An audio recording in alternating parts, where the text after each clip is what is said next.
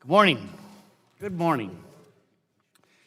So this DOE Modernization hearing is going to focus on the proposed legislation relating to core energy security missions of the department.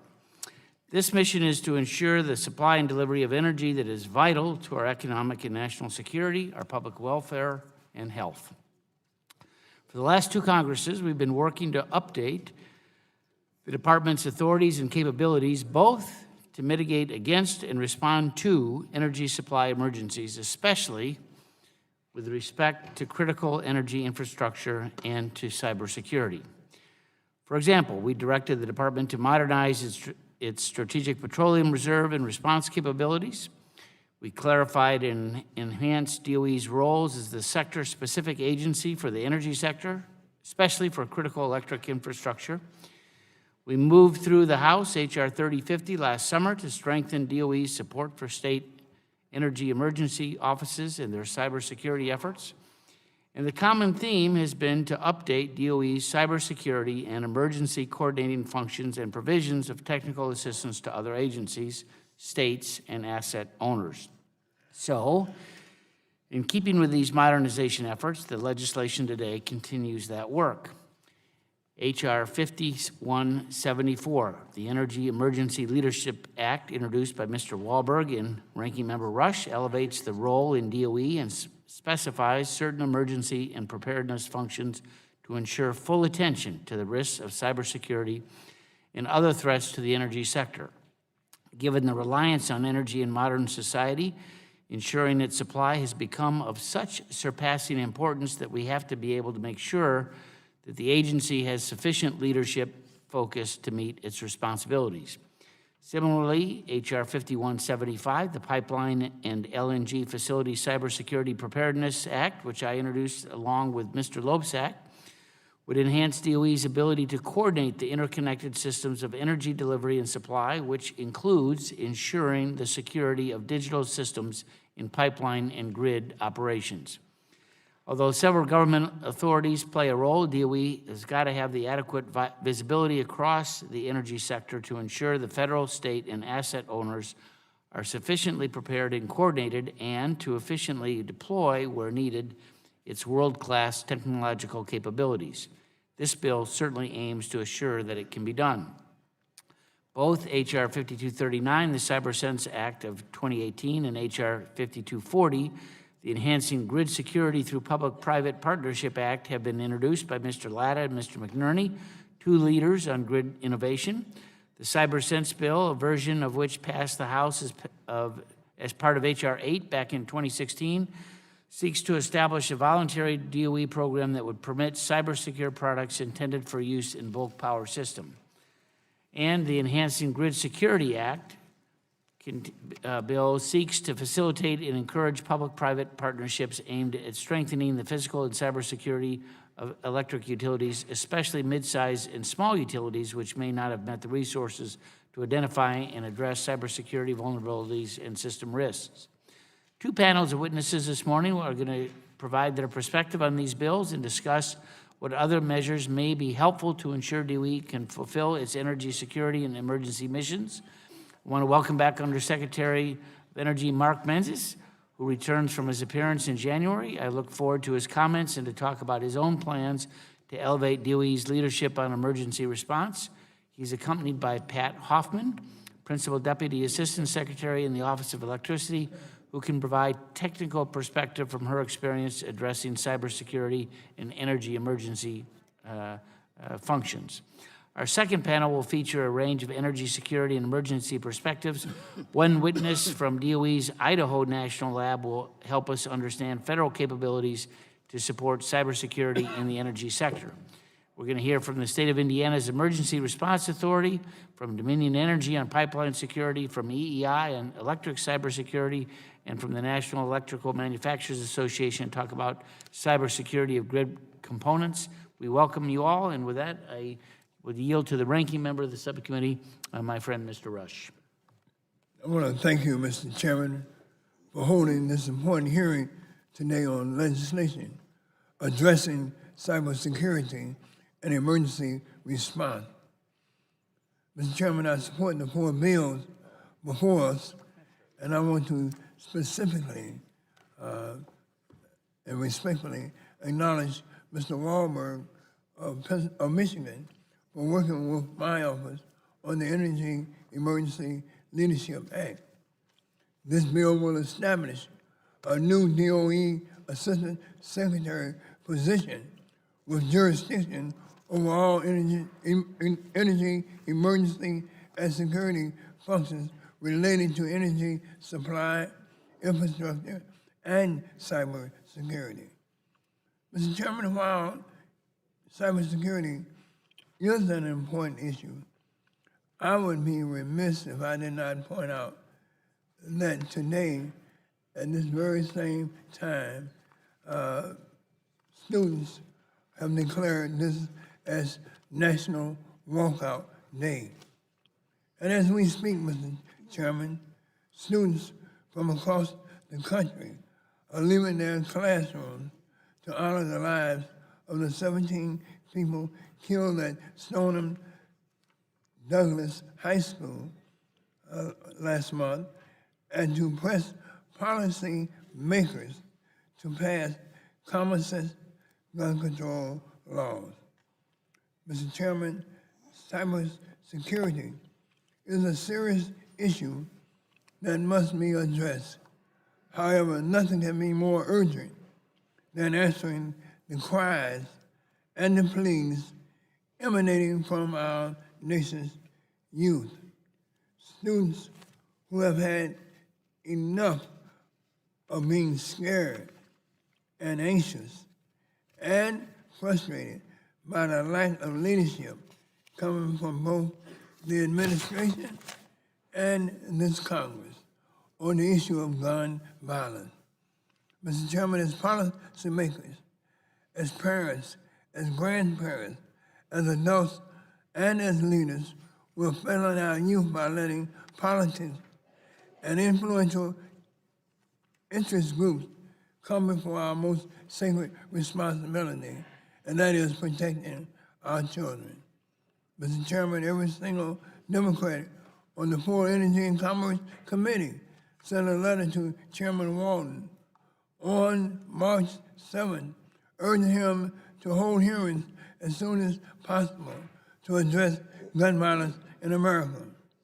That followed a February 16th letter, also signed by all 24 Democrats on the full committee, to Chairman Walton and Health Subcommittee Chairman Burgess, urging the Republican leadership to hold a hearing as soon as possible on federal investment in gun violence prevention research.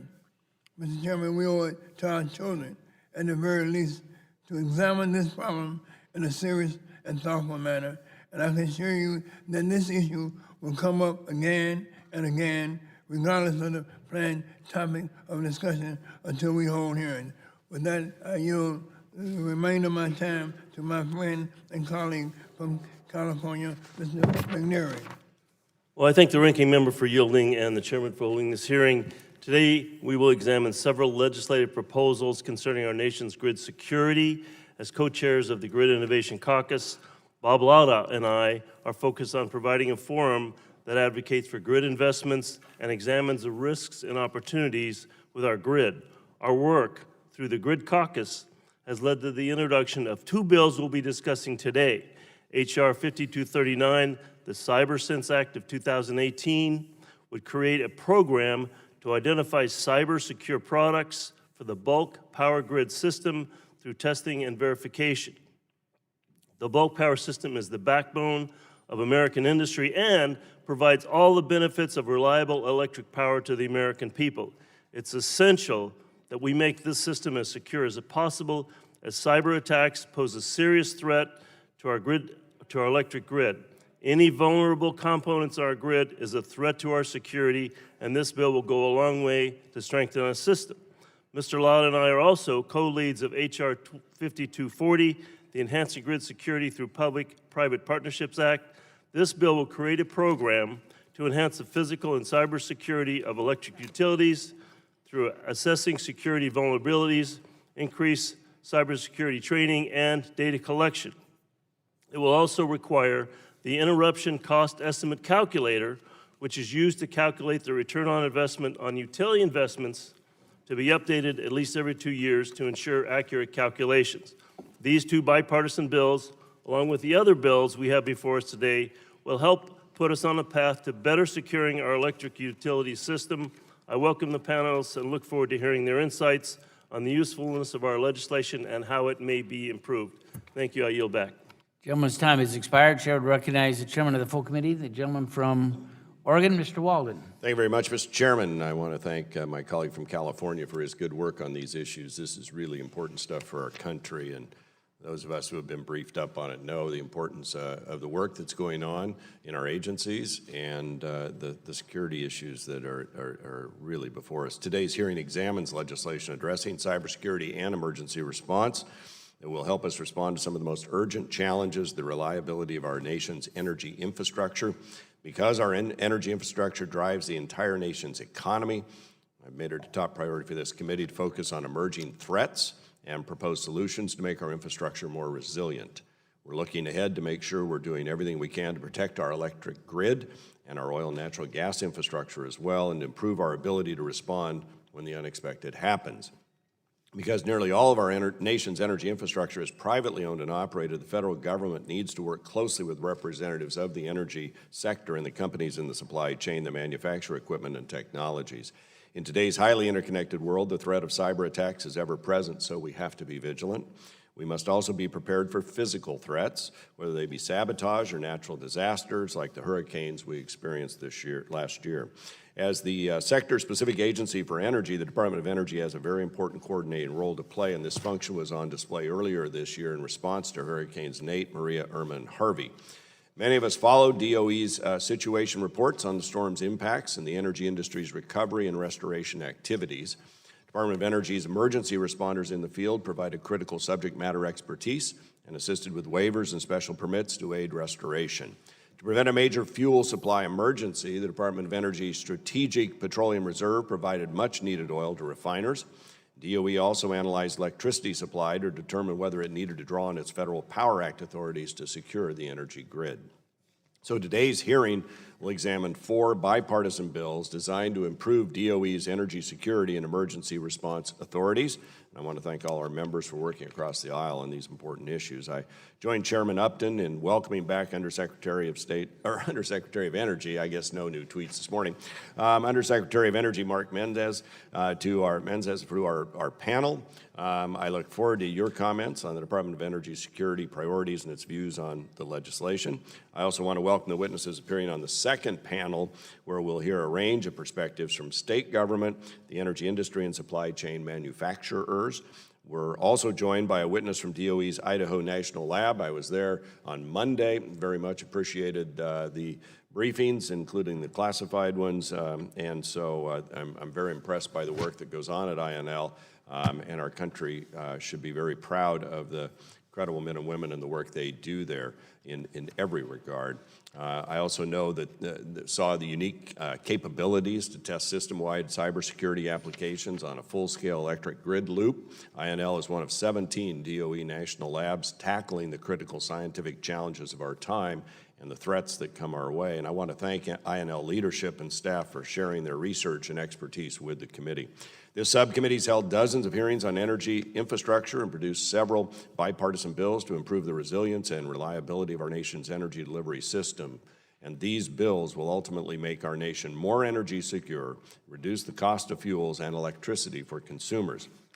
So at the end of the day, if we focus on what's best for consumers, we'll continue to make good public policy decisions. With that, Mr. Chairman, I yield back the balance of my time and thank our witnesses for their participation.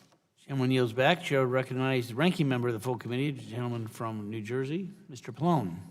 Thank you, Mr. Chairman. Today's hearing revolves around a quartet of bipartisan bills designed to enhance the security of our nation's energy infrastructure. However, before we get to cybersecurity, I'd like to talk for a minute about the security of our nation's children. Today, 1 month has passed since the tragic shootings at Marjory Stoneman Douglas High School that took the lives of 17 children and educators. And as we sit here, students all across the nation have just completed a 17-minute walkout in memory of those killed in that attack as well as to protest this body's refusal to take action on the gun violence epidemic. Students and their families are justifiably frustrated with the inaction here in Washington. They're sick and tired of a president who says one thing in front of the cameras and then works behind the scenes to push the NRA agenda as soon as he thinks the cameras are focused somewhere else. And they're also sick and tired of a Republican leadership in Congress that won't move forward on any common sense legislation, some of which has strong bipartisan support. Americans have legitimate questions about the ever-increasing capacity of guns to kill in large numbers and the ease with which people who are in danger to themselves and others can obtain them in the marketplace. And those questions at least deserve to be explored through hearings in this committee. Every Democrat on this committee has asked in 2 separate letters to the chairman for a series of 5 hearings on the gun violence epidemic. We have not received a response, and no hearings have yet to be scheduled. So I hope that the chairman and my Republican colleagues will finally see the need to schedule the 5 hearings we requested. We don't expect them to necessarily agree with us or those participating in today's walkout on all the solutions to the gun violence epidemic. However, we do hope that they will finally acknowledge the legitimate need to explore the questions we are asking and for this committee to take action. And now, with regard to cybersecurity, I appreciate the majority taking these small but important bipartisan steps to enhance the Department of Energy's authorities with regard to our nation's energy infrastructure. These 4 bills build upon the good work done by this committee in the FAST Act under Chairman Upton's leadership. I think it makes sense from both a security and business standpoint to have a department with the best knowledge of the energy industry taking the primary role in coordinating efforts to prevent and respond to cyber attacks on these facilities. In general, I'm supportive of each of these bills. H.R. 5174, the Energy Emergency Leadership Act, sponsored by Representative Wahlberg and Ranking Member Rush, would create a new DOE Assistant Secretary position with jurisdiction over all energy emergency and security functions related to energy supply, infrastructure, and cybersecurity. H.R. 5175, the Pipeline and LNG Facilities Cybersecurity Preparedness Act, was introduced by Chairman Upton and Mr. Loebsack. It would require the Secretary of Energy to carry out a program to establish policies and procedures that would improve the physical and cybersecurity of natural gas transmission and distribution pipelines, hazardous liquid pipelines, and liquefied natural gas facilities. Representative Latta and McNerney's bill, H.R. 5239, CyberSense Act of 2018, is based on McNerney's language included in the last Congress energy bill. It would require the Secretary to establish a voluntary program to identify cyber-secure products that can be used in bulk power systems. Mr. McNerney and Mr. Latta also introduced H.R. 5240, the Enhancing Grid Security Through Public-Private Partnership Act, which directs the Secretary to create and implement a program to enhance the physical and cybersecurity of electric utilities. In addition to these bills, I also want to direct the committee's attention to the Lift America Act, the infrastructure bill that committee Democrats introduced last year. A number of the bill's provisions would enhance the security and resiliency of the grid through new grant programs and by requiring certain projects receiving DOE assistance, including a cybersecurity plan written in accordance with guidelines developed by the Secretary. And the bill would also establish a strategic transformer reserve program to reduce electric grid vulnerability to physical and cyber attacks, natural disasters, and climate change. And these are provisions that will better assure the security of our energy infrastructure, and I hope this committee will consider them as we move forward. And again, Mr. Chairman, thanks for bringing up these bipartisan bills, and I yield back. Gentleman yields back, and as I indicated, we're joined for our first panel with the Honorable Mark Menzies, the Undersecretary of Energy. I would just note for those of us that went on the bipartisan trip to look at the hurricane damage in Puerto Rico, on my local radio website this morning, I see that the bridge that we saw that was washed out was rededicated yesterday with the governor. It's opened up. It's been 6 months, but it connects 60 families in a town of about 33,000 folks. So we were there for an hour or so back in December. So I just thought I'd give that little update. And with that, Mr. Menzies, welcome back again to the committee. We look forward to your testimony. You know the rules. Thank you in advance for your testimony. We'll give you 5 minutes to sum it up, and then we'll ask questions from that point. So welcome. Thank you, Chairman Upton, Ranking Member Rush, and distinguished members of the Subcommittee, good morning, and thank you for the opportunity to participate in this legislative hearing to discuss the strategic priorities addressing the cybersecurity threats facing our national energy infrastructure and the Department of Energy's role in protecting these critical assets and responding to emergencies. Maintaining and improving a resilient energy infrastructure is a top priority of the Secretary and a major focus of the Department. You referred to the written statement. I have submitted a much more comprehensive written statement, so my remarks will be limited to just the highlights. To demonstrate our commitment and focus on this mission, the Secretary announced last month that he is establishing the Office of Cybersecurity, Energy Security, and Emergency Response, to be known as CSER. This organizational change will strengthen the Department's role as the sector-specific agency for energy sector cybersecurity, supporting our national security responsibilities. The creation of CSER office will accomplish several goals. One, build on the programs that we have today. Two, elevate the Department's focus on energy infrastructure protection and response. Three, enable a more coordinated preparedness and response to cyber and physical threats and natural disasters.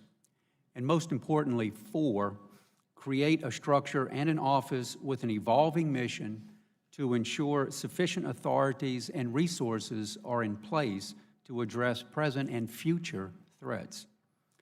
The focus of the office will necessarily include electricity delivery, oil and natural gas, infrastructure in all forms of generation. The Secretary's desire to create dedicated and focused attention on these responsibilities will provide greater visibility, accountability, and flexibility to better protect our nation's energy infrastructure and support its asset owners. As more fully explained in my submitted written testimony, DOE works in collaboration with other agencies and private sector organizations, including the federal government's designated lead agencies, for coordinating the response to significant cyber incidents: DHS, the FBI, the National Cyber Investigative Joint Task Force, as well as DOT, PHMSA, U.S. Coast Guard, and FERC, and others through the Energy Government Coordinating Council and other coordinating councils. The FAST Act designated DOE as the sector-specific agency for energy sector cybersecurity. Congress enacted several important new energy security measures in the FAST Act as it relates to cybersecurity. The Secretary of Energy was provided new authority upon declaration of a grid security emergency by the President to issue emergency orders to protect, restore, or defend the reliability of critical electric infrastructure. This authority allows DOE to respond as needed to threats of cyber and physical attacks on the grid. Now, although the administration does not have a formal position on any of the legislation under discussion today, we are pleased to continue to work with the committee to provide technical assistance. And this morning, I would like to provide the subcommittee with some high-level priorities of the department in the context of the President's fiscal year 19 budget request, and which is the subject matter of today's bills. Overall, investing in energy security and resilience from an all-hazards approach is vital, given the natural and man-made threats facing the nation's energy infrastructure, the energy industry, and the supply chain. The fiscal year 19 request would provide the department an opportunity to invest in early-stage research, network threat detection, cyber incident response teams, and the testing of supply chain components and systems. Beyond providing guidance and technical support to the energy sector, our Office of Electricity supports R&D designed to develop advanced tools and techniques to provide enhanced cyber protection for key energy systems. OE's Cybersecurity for Energy Delivery Systems R&D program is designed to assist energy sector asset owners by developing cybersecurity solutions for our energy infrastructure. OE co-funds projects with industry, our national labs, and university partners to make advances in cybersecurity capabilities. These research partnerships are helping to detect, prevent, and mitigate the consequences of a cyber incident for our present and future energy systems. It's important to emphasize that DOE plays a critical role in supporting the entire energy sector's efforts to enhance the security and resilience of the nation's critical energy infrastructure. To address today's ever-increasing and sophisticated challenges, it is critical for us to be leaders and cultivate a culture of resilience. We must constantly develop, educate, and train a robust network of producers, distributors, vendors, public partners, regulators, policymakers, and stakeholders acting together to strengthen our ability to prepare, to respond, and recover. As part of a comprehensive energy cybersecurity resilience strategy, the Department supports efforts to enhance visibility and situational awareness of operational networks, increase alignment of cyber preparedness and planning across local, state, and federal levels, and leverage the expertise of DOE's national labs to drive cybersecurity innovation. As always, the Department appreciates the opportunity to appear before this committee and discuss cybersecurity and emergency response in the energy sector, and we applaud your leadership. We look forward to working with you and your respective staffs and continue to address cyber and physical security challenges, and I look forward to your questions. Thank you. Thank you for your testimony. As you know, we're talking about several bills this morning. We want to make sure that DOE, in fact, does have the clear authority in the energy sector to be prepared for emergencies, particularly concerning the distribution of oil and gas and electricity. And we welcome your commitment to work with us and the bill sponsors, as you indicated in your testimony, to provide the technical assistance to make sure that these proposals provide the tools that the agency can use. I want to particularly thank, as Chairman Walden indicated in his opening statement, the willingness to work with the Idaho National Lab. I know that he had a very productive day out there earlier this week, and I will tell members of our subcommittee that we're planning to have a classified briefing with them at some point in the near future, so that we can know precisely what we have to be ready for and be able to ask questions in a classified setting. We're looking forward to setting that up in the next couple of weeks. Let me just ask if you can help us identify other areas where we might be able to clarify and strengthen your authorities to respond to energy supply emergencies. If we can have that commitment again today, and if you want to share any specifics today or certainly down the road where you can help us make sure that the worst doesn't happen, and we would put out thousands, maybe hundreds of thousands, maybe even millions of folks without the ability to hook into the needed energy resources for their daily lives. Well, thank you for the question, Chairman Upton. Indeed, having a robust communications and coordination system with our industry asset owners is critical to do this. We currently serve on a variety of and coordinate subsector coordinating councils. We work closely with industry. We have regular meetings. We coordinate. We make our labs available to those that need it. We train, we practice, and we prepare. We do all that. And to be sure, we work with our sister agencies through the Energy Government Coordinating Council and work really on a daily basis with, as I'd mentioned, DHS and the other agencies. And all of that we're doing today. When the system is stressed, when we have the emergencies in Puerto Rico, the art then is to put all that in place and respond in real time, and to work with our sister agencies.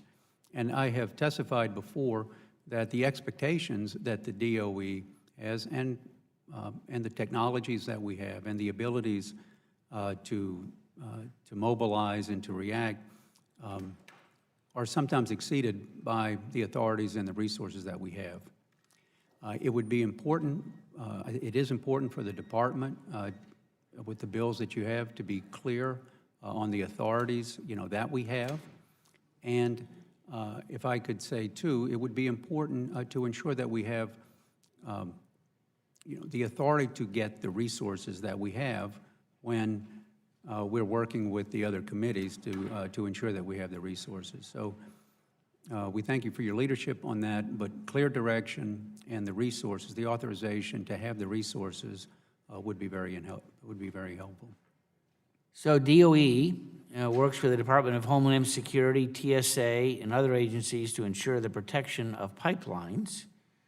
But these agencies, as we know, certainly have other priorities. It is my understanding that TSA, despite having some 50,000 employees, is only able to dedicate some handful of folks, literally 3 or 4, to pipeline security. So the question I might have is, are you concerned by that fact that the lead agency for pipeline safety is so stretched that only a handful of people would be working on pipelines? Well, I can't speak directly to the resources and demands that they have, but I can tell you from the experience that we have at DOE, having been over there now almost 4 months, all agencies are constrained to use existing resources to respond to, new and additional obligations, for example, and it is a constant effort to find adequate resources to do things to accomplish our statutory obligations. I will say that with pipelines, both DHS and DOT co-chair,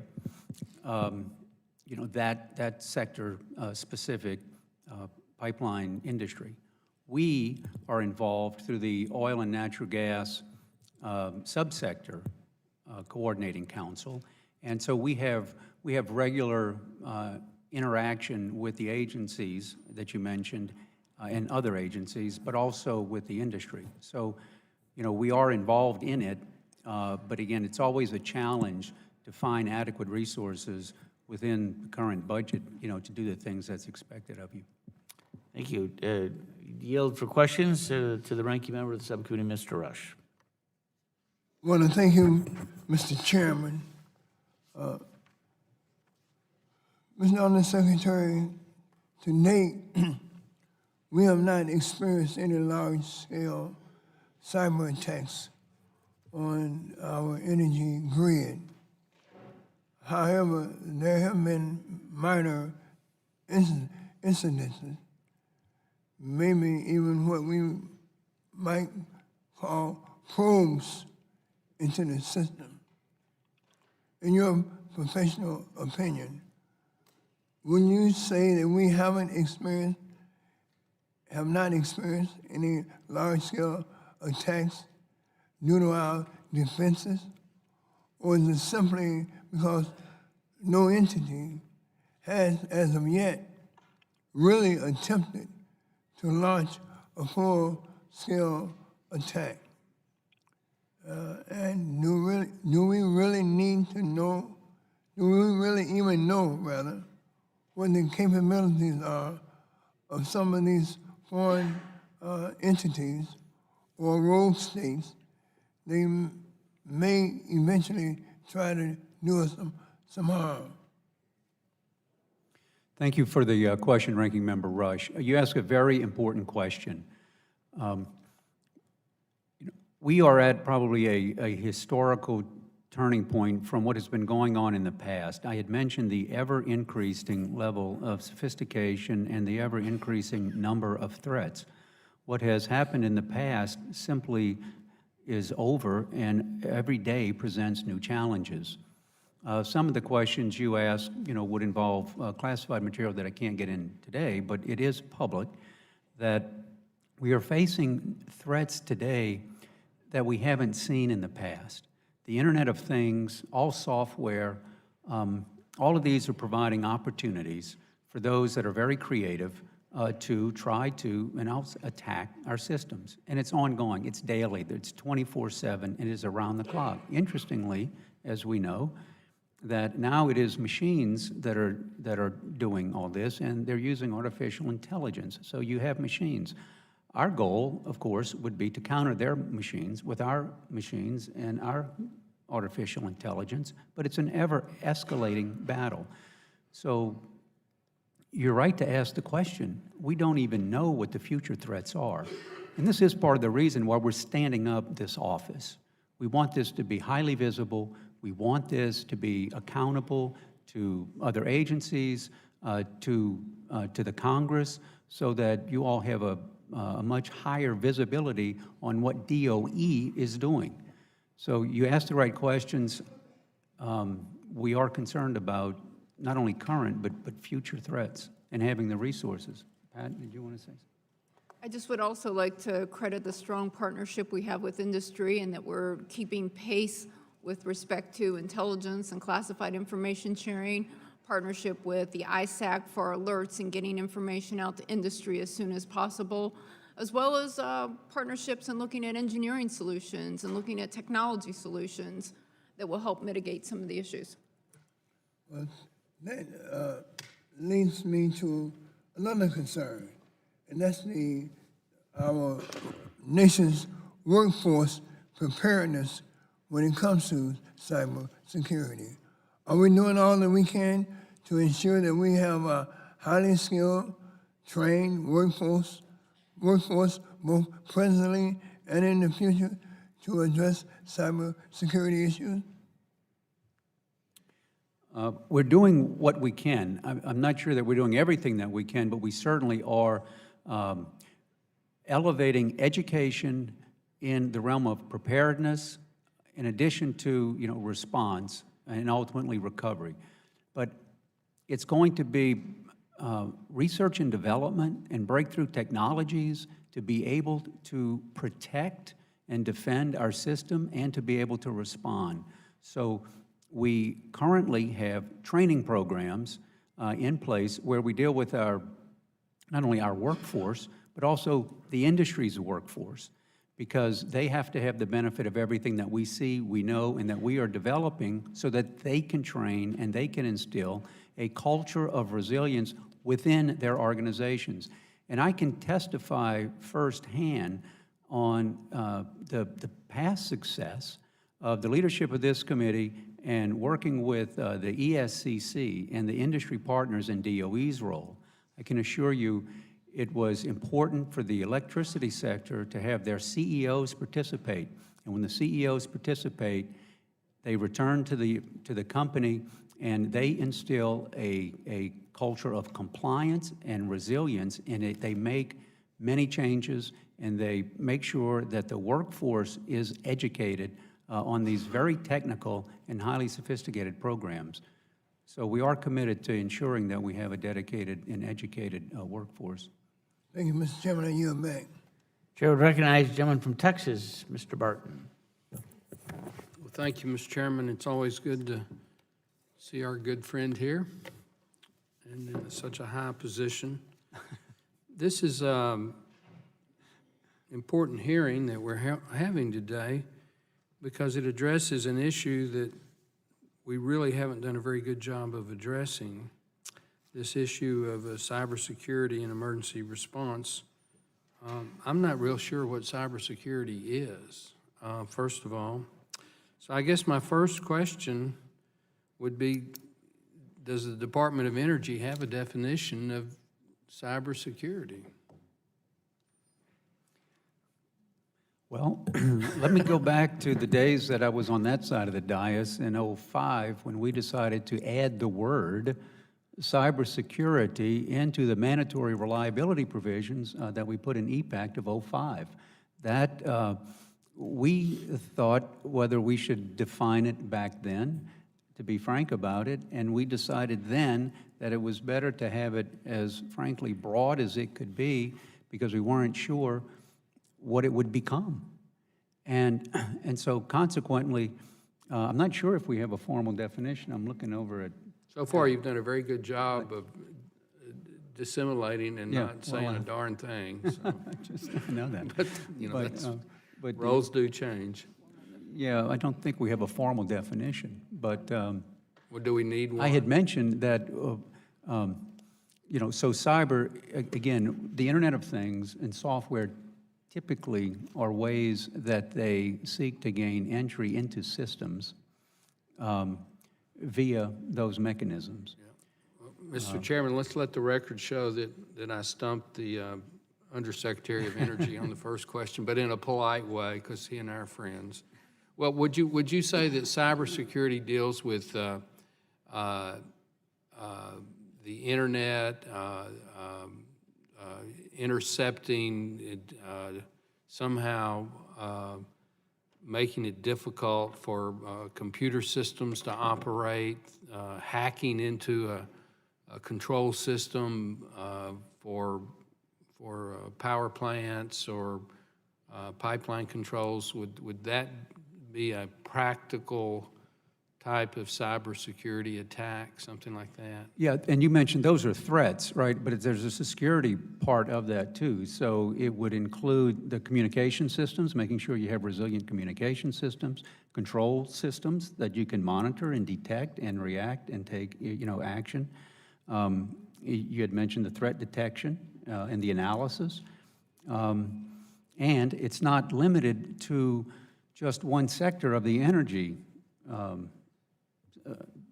industry, for example. So it has to include, you have points of potential entry into any systems, and we're talking about supply chain today, but you know, we have generation, we have all the distribution, we have transmission, we have the, you know, the producers, the vendors. It's all up and down the Well, let me ask, every let me player. ask another simple question, which you may not want to answer. Which of our industries or sectors that Department of Energy has responsibility for would you consider to be most vulnerable to a cybersecurity attack? I think any that use the internet and use computers and are part of a system. And so when you get the briefings, you know, we're members, DOE is member of the National Security Council. And as such, we have intelligence and counterintelligence and access, you know, to all of our sister agencies. And we have eyes on things. When you look at it, those that wish to penetrate our system will try all segments. So in that respect, we're all vulnerable. We're all constantly vulnerable. Let me ask my final question. To the department's knowledge, have there been any cybersecurity attacks on our energy sector that the Department of Energy is responsible for? Attacks? Yeah. Have there been an attempts to? Our systems are constantly being attacked, constantly. Not only the DOE system, but also the energy system. Okay, well, if you say constantly, then I would interpret that to mean that we've successfully fended them off, since I'm not aware of any breakdowns in our energy infrastructure. Well, there have been some reported breaches, if you will. We are fortunate that we haven't had a major consequence of attacks, and thus far, we have been successful in identifying. Part of this analysis involves modeling, information sharing, and monitoring. You may collect data, and then you will use our experts' abilities to evaluate what we're seeing and then try to figure out what is happening. My time's expired, but would the department be willing to have a briefing, a bipartisan briefing, where you could go into some detail about the attempted attacks? Yes, sir. Okay, thank you. Thank you, Mr. Chairman. Gentleman's time has expired. Mr. McNerney.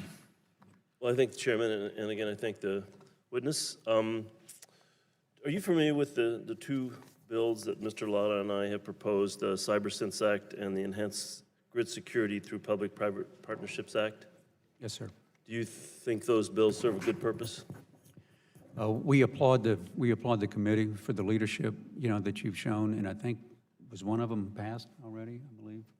I mean, in past Congresses? Right. Yes, sir. And I will say that on the supply chain, you've already seen action, right? You've seen action from NERC in proposing critical infrastructure protection standards, so pending at FERC. So certainly your past efforts have generated that activity. It's also generated activity here in this administration because in the fiscal year 19 request, we requested additional monies to do what your bill is proposing to do. Do you have any suggestions on improving either one of those two pieces of Again, my legislation? suggestions would be as you choose to send direction over and obligations over to the Department of Energy, if you can authorize resources, we find that that helps us because otherwise the department typically would be forced to figure out where to get resources, that it's currently using for other. But speaking of resources, the fiscal 19 budget looks like a 40% cut in the electricity delivery and reliability account, which then is split into two further accounts. So you're saying on the one hand that you need resources, and on the other hand, the administration is proposing significant cuts in program funding. So how can we reconcile those notions?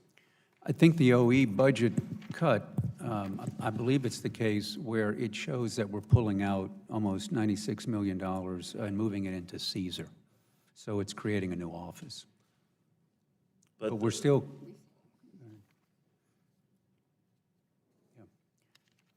You see an increase in Caesar budget line for the 2019 request to $96 million. I saw that, but I mean, I hear that you keep saying we need more resources, and yet some of these line items are being significantly slashed. Well, can I point out a victory that we had, that this office had with, the administration? As many of you know, because of the several trips that we've taken to Puerto Rico, for example, on emergency response, okay, a very critical part. I know we've been talking about cybersecurity, but if you allow me to talk about that, again, when we got over there and looked at our resources, it was surprising. It was surprising to me that all the work that DOE was doing on emergency response in this hurricane season, for example, the resources were, I thought, insufficient. We asked the White House, and they agreed to double the budget of the emergency response of ICER, our infrastructure security,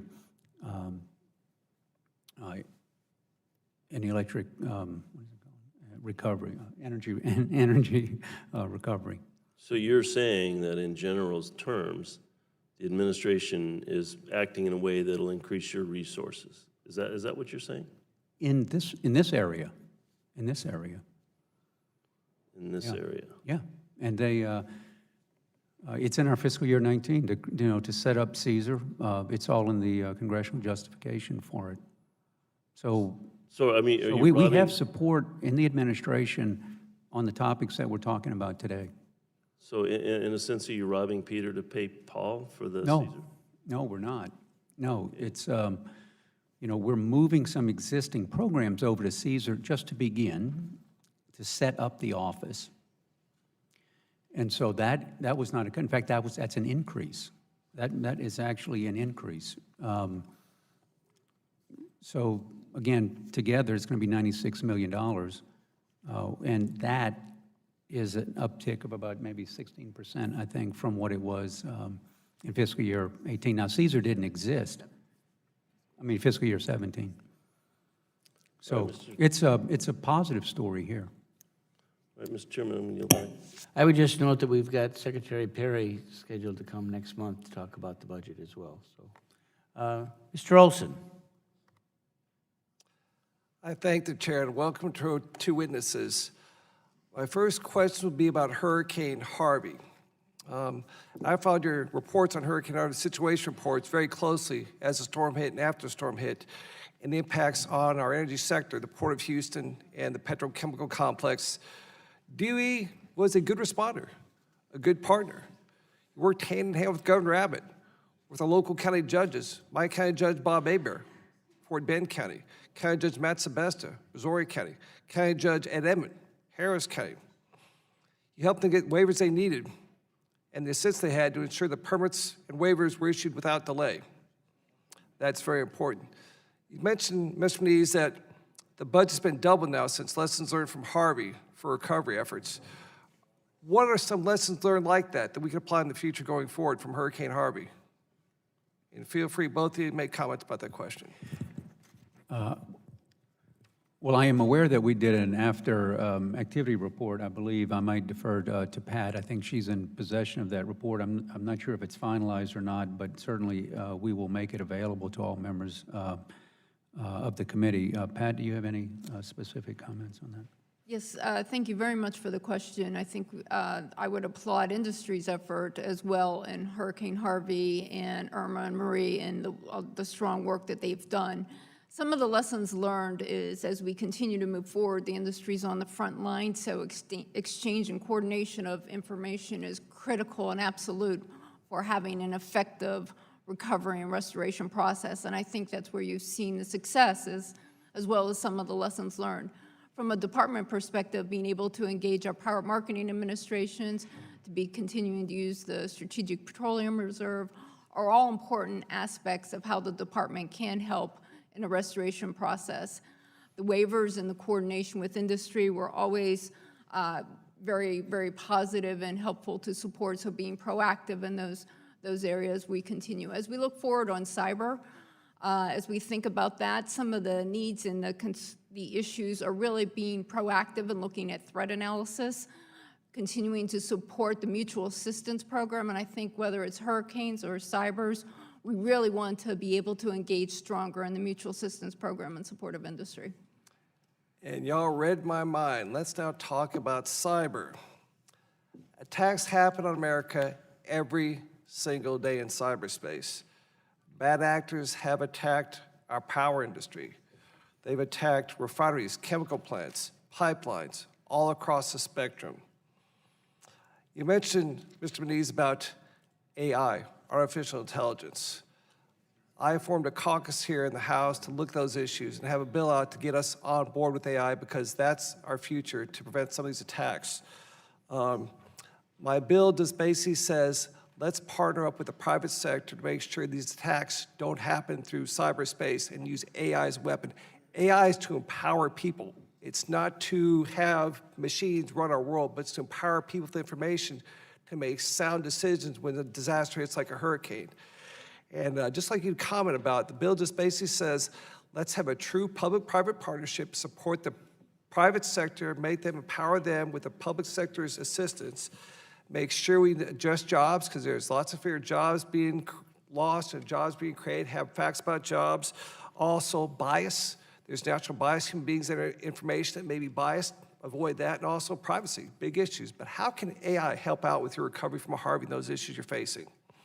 Well, thank you for that question, Mr. Olson. You raise a very important point. I mean, AI will be the future of how strong and resilient we can be because of the ever-growing sophistication of these attacks.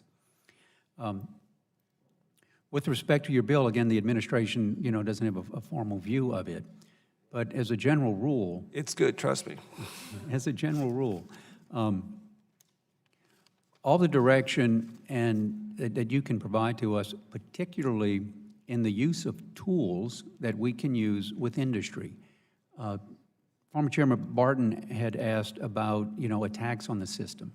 And we're here representing the department. And to be sure, the department is, subject to attacks. It is our industry, however, that typically would be front line because the bad actors would look for soft targets.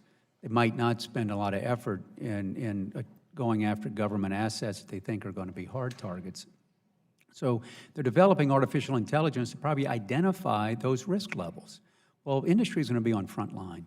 And so it's very important that we get a set of tools and resources to be able to work with industry and to help industry have the resources and the knowledge and the wherewithal to be able to anticipate, predict, react, respond, and to make their systems more secure. Amen. Machines to empower people, not take over the world. Thank you for your comments. We'll work on for this. I yield back. Thank you, Chairman. Gentleman's time has expired. Mr. Tonko. Thank you, Mr. Chair, and to Secretaries Menzies and Hoffman. Welcome. It's good to have you back again. I know DOE is taking its role as the sector-specific agency for cybersecurity seriously, but I have a few questions on the reorganization of the Office of Electricity Delivery and Energy Reliability. And for the record, I'm not necessarily opposed to the change, but I would like to understand how it might affect DOE functions as we move into the future. Last month, Secretary Perry announced the creation of the Office of Cybersecurity, Energy Security, and Emergency Response, which, as I understand it, will take existing programs from the Office of Electricity. Can you explain the vision for this cybersecurity office moving forward? And do you expect to add new programs or functions to this office over time? Thank you for that question. It's a very good question. When the Secretary arrived over the department, you have your security clearance, right? You get briefed, and your worldview changes. And almost immediately, it became very apparent that one of the top priorities will be our resources for cybersecurity, and again, and the physical security. And we were in the hurricane season as well. And so those three things came together very quickly, just from an experience point of view. The department, of course, had a history of dealing with these issues. And so we began a process where we evaluated everything within the department, our stakeholders. We talked to members of Congress and staff. We talked to the appropriators. We talked to OMB and the White House to formulate a process to bring the visibility and enhance the importance of these three topics. Since this is an initial creation, not a creation, but establishment, we have the authority. The DOE Org Act has the authority, has given us the authority to do this. But it wouldn't surprise you to find out that our appropriators, had, and others had some very keen views on what assets and what could we do to begin the process. So I would like to emphasize this is an initial step. And so what we did was we identified within the department those programs, successful programs, to begin the process to move them over into a new office.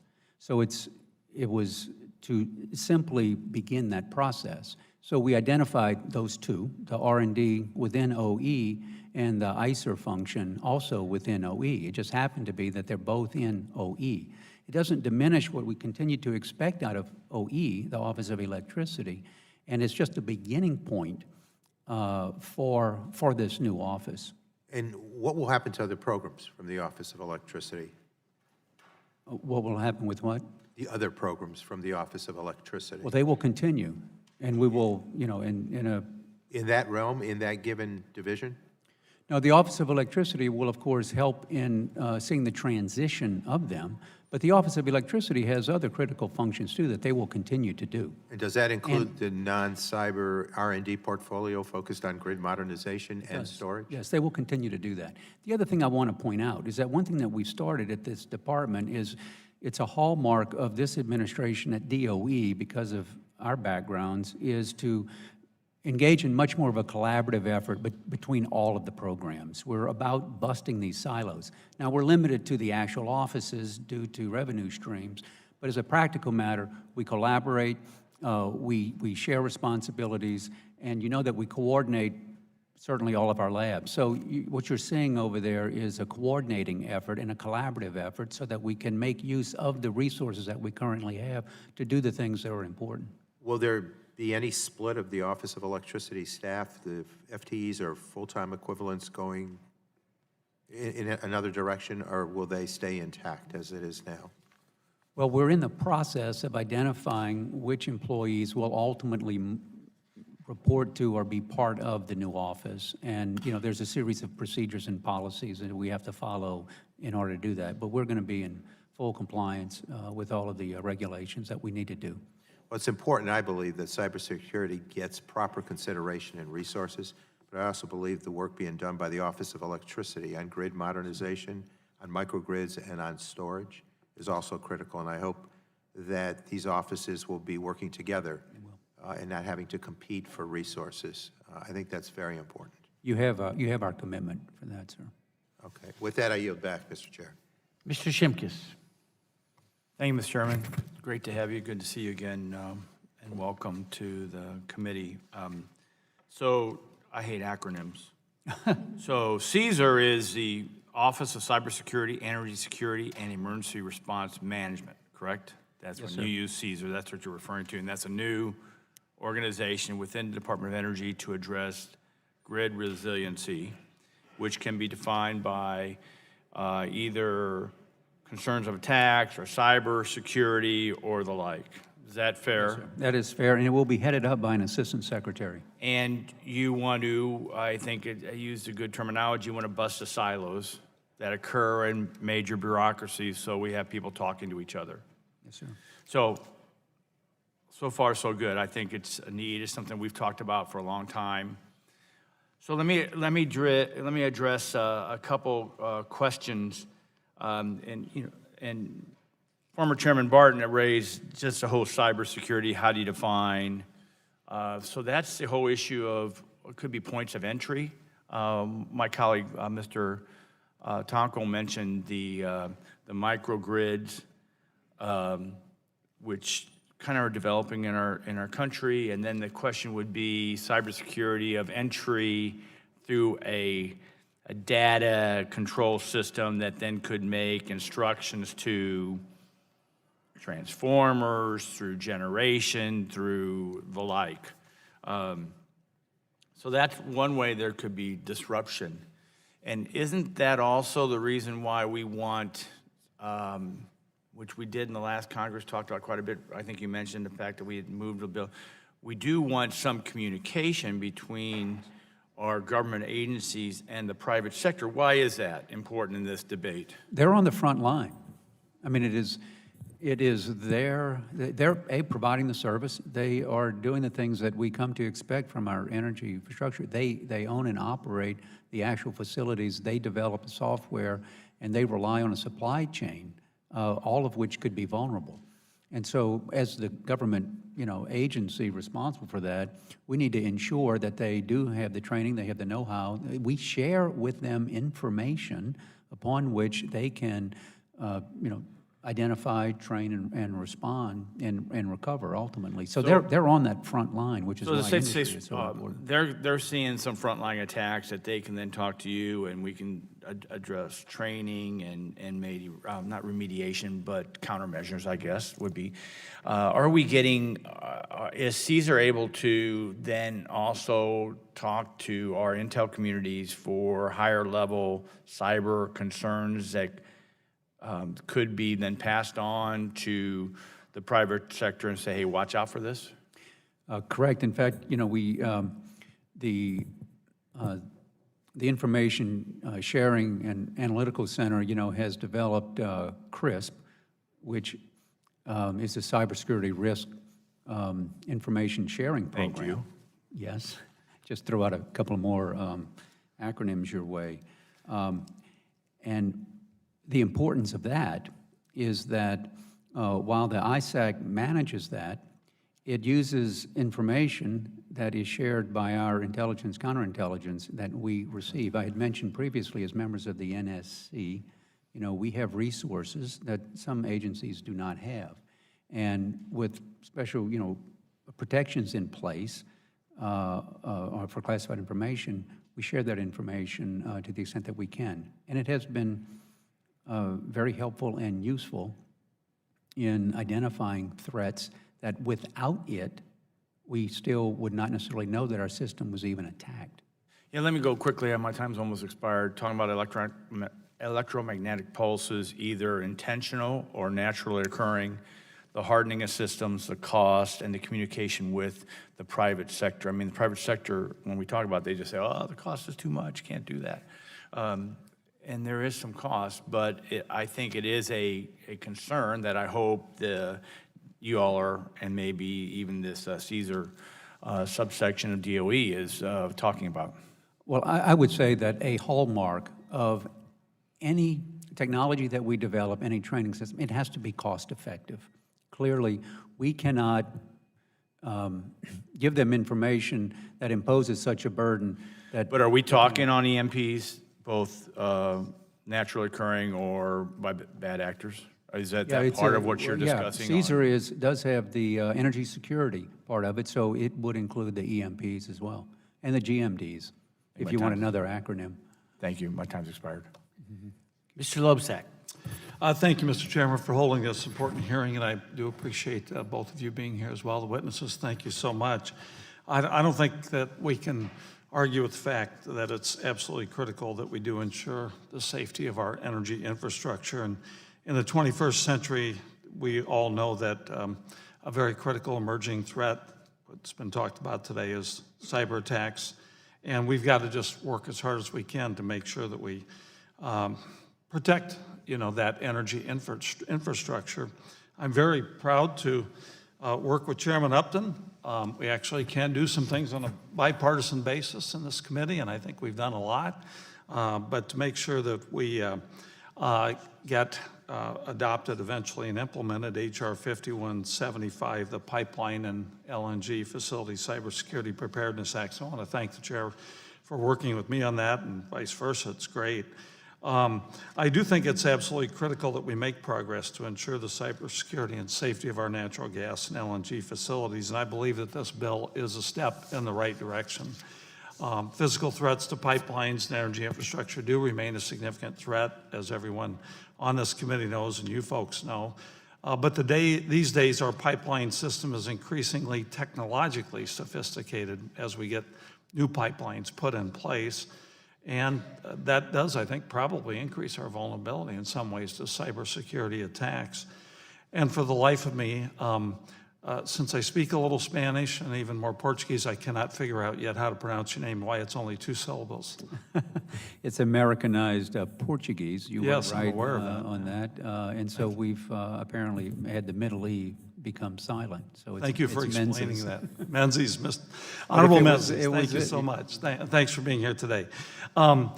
As we mentioned, DOE has to play a critical role in ensuring the safety and security of this infrastructure. Can you elaborate a little more about the level of vulnerability of our pipeline system to cyber attacks? I mean, you've spoken about that some this morning already, but can you elaborate even more within the context of an open hearing at any rate? Right, and so I'll keep it general.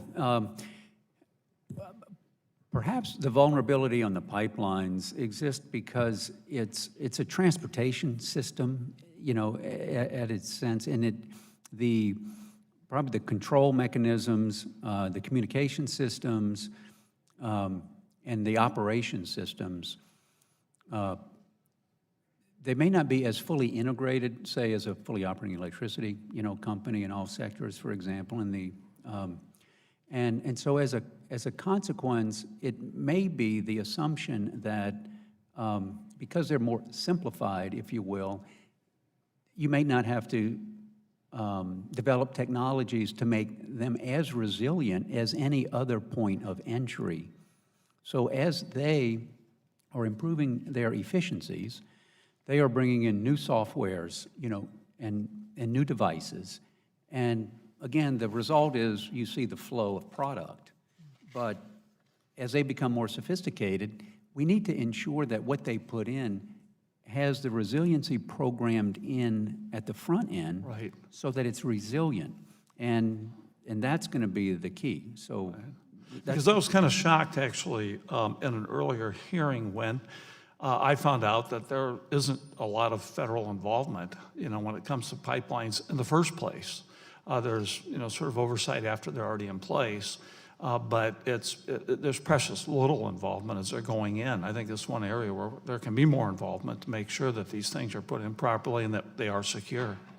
yeah, we're doing what we can in our role, for the Oil and Natural Gas Subsector Coordinating Council. And we do have regularly, meetings. We have monthly meetings with the group, and we have quarterly meetings as well with the larger group, that is co-led by DOT and DHS. And we do bring in all those other agencies. So we have a structure within the existing authorities to try to address that. Yeah, It's a lot of information sharing, and it's important. You've got to be at the meetings. You've got to You got to be willing to participate. And just very they quickly, are, by the way. my time's running short. Thank you very much. I want to make sure that, that you folks are prepared as a department in the event that this legislation is passed, be able to put this into effect. I do have one other question. Maybe you could respond in writing to me if that's possible. Sure. We have a lot of existing pipelines now that may not be as subject to cybersecurity threats. I don't know the answer to that, and maybe you could distinguish in writing for me those that are already in the ground, already exist, versus the newer ones, which might be more vulnerable given the technology. And I would really appreciate an answer to that question, perhaps in writing if that works for you. We'll be happy to get back with you. Thank you so much. Thank you. Thanks. And thank you, Mr. Chair. Now I yield back. Mr. Latta. Well, thank you very much, Mr. Chairman, for holding today's hearing. This is very, very important when we're talking about cybersecurity and also the emergency response. But before I do, and I know he's stepped out right now, but I just want to recognize Mr. McNerney from California, who's been working with me and all the hard work that he's done on the issues, especially with grid security. Mr. Undersecretary and Ms. Hoffman, thank you very much for being with us today, because again, this is a very, very important topic that we're dealing with today.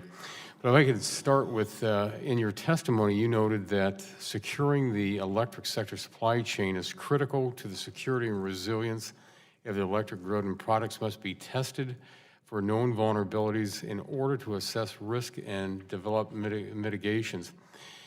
Would you explain the consequences of having a device or a component in the electric system that poses a cybersecurity vulnerability, and are there, more importantly, do we have the adequate measures right now in place to protect that supply chain?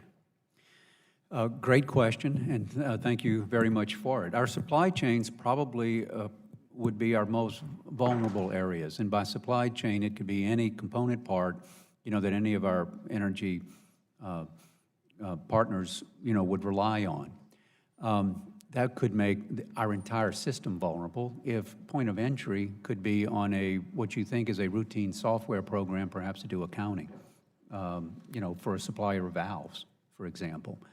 Okay, so the importance has been noted in a couple of ways. NERC has already proposed CIPS, the Critical Infrastructure Protection Standards, which is pending at FERC to address this very supply chain issue with respect to, the agencies that's responsible for developing our mandatory reliability provisions for the electricity grid. And this administration, fiscal year 19, has requested additional money so that we, with our labs and our experts, can similarly test these products for their vulnerabilities, and we can mitigate those vulnerabilities. So we can make the whole system stronger by really addressing those most vulnerable, if you will. Also in your testimony, you referenced the budget proposal to invest in testing of supply chain components and systems, and under the CyberSense bill, seeks to authorize a related program focused on identifying and promoting cybersecure products using the bulk power system. Again, would you elaborate on the work that the DOE is doing to test the supply chain components and systems? And also in the follow-up of that, how does the quality control for supply chains help in ensuring that cybersecurity? I'll allow Pat has more experience directly on this. So through the Electric Sector Coordinating Council and our discussions with industry, the supply chain need has been highlighted as extreme importance, and so I appreciate the committee's efforts in this area. What we're looking at is actually partnering with industry to test and do a pilot program to test several components that are critical in the industry, to do a deep dive testing of the components and subcomponents. What the industry would like to understand is all the vulnerabilities so they can assess their risk and the risks that they are facing. So part of what the NERC standards also emphasizes is the disclosure of vulnerabilities and the continued testing. One of the things that we want to emphasize is as we're looking at testing of components, there may be a new vulnerability or a new threat vector that's discovered tomorrow. So what should be institutionalized is a process for continual improvement in cybersecurity. As we've talked about the definition of cybersecurity being secure information technology, secure firmware, software, the information side of the industry, we really need to continually test products, continually improve products just like we would do from a manufacturing point of view. So that philosophy of continual improvement is absolutely critical. And testing with the national laboratories can help identify some of the vulnerabilities and continue to advance the improvement of products. When you're out testing the products and getting that, how do you get that information out to the industry? Because just like on this past Friday, I spoke at one of my electric co-ops in my district. I have the largest number of co-ops in the state of Ohio, and not too far in the past from that, I also spoke at another one. But how do you get that information out, especially with these products, to make sure that they know that they're A, available, and B, that they're tested and they ought to be utilized once they're approved? So the goal is to get the information out through the supply chain community, and I'm sure the next panel will talk about that in details of having that disclosure and that collaborative relationship with the industry, with the mitigations and the solutions. But the other area is through our national laboratories and through, say, the ISAC program to continue to really identify some of the vulnerabilities, but get it out to industry and all the components and all the sectors in the industry. Yeah, well, thank you very much, and I yield back. Chair would recognize Mr. Kinzinger. No, I'm sorry, Mr. McKinley. Oh, I wasn't expecting that. Thank you, Mr. Chairman. Mr. Menez, or Secretary Menez, a couple questions quickly, if I could. Almost 3 years ago today, 3 years ago, we had Tom Siebel, he's the CEO of C3 Energy, testified before us about cybersecurity and the grid. And he made a very revealing comment. He said that there were just a group of engineers, just a small group of engineers, would be able to shut down the grid on the East Coast in 4 days. And then it would shut down the grid between Boston and New York. Did you ever see his testimony or respond back to him on that? I did not see it.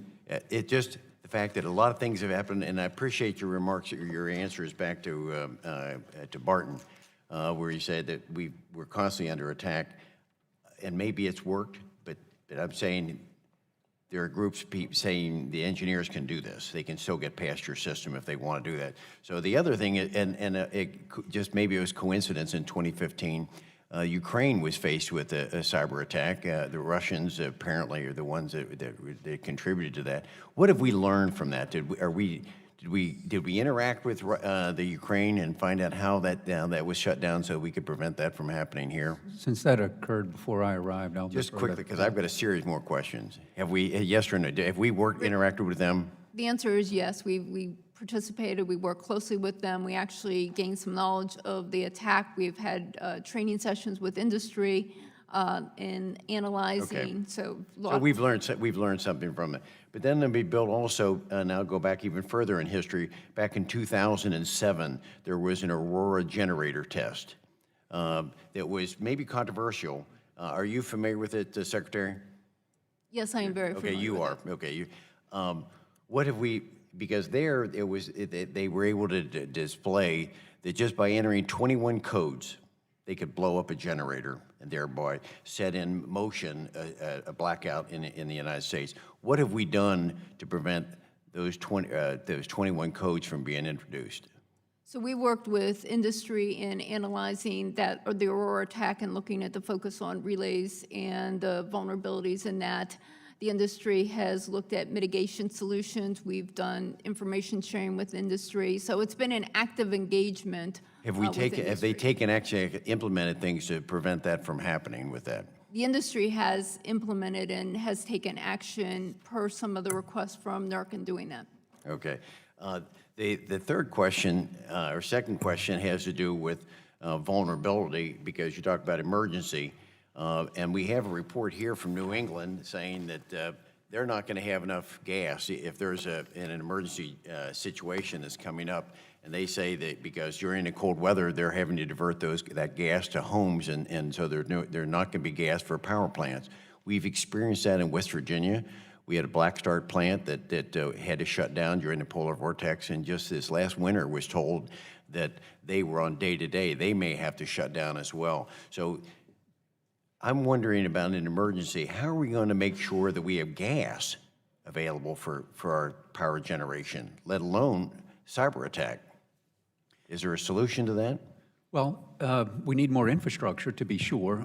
Both what you referenced, the New England ISO, together with NERC, has identified areas in the country where we rely heavily on natural gas for our power generation and to ensure our resilient and the reliability of our grid. It's in those constrained areas where it's important that we try to increase the infrastructure so that we can have adequate supply. That has been a hallmark of this administration, so that we have, a sufficient diversity of fuels, including natural gas. If I could, Mr. Secretary, but we're relying on Russia for bringing in LNG to New England. And just that this is now, they've unloaded their second tanker on this. So if we're going to be energy dominant, how are we energy dominant if in an emergency, if we're going to rely on a foreign government to provide us the natural resource to be able to provide electricity in New England? Well, good question. Is it inconsistent? Well, the president, has announced his efforts for the infrastructure bill, and contained therein are recommendations on how we can help to, site and build, construct, permit these, in this case, natural gas pipelines, to address the issue that you raised. Right. It's not limited to that, but it is a component part of that.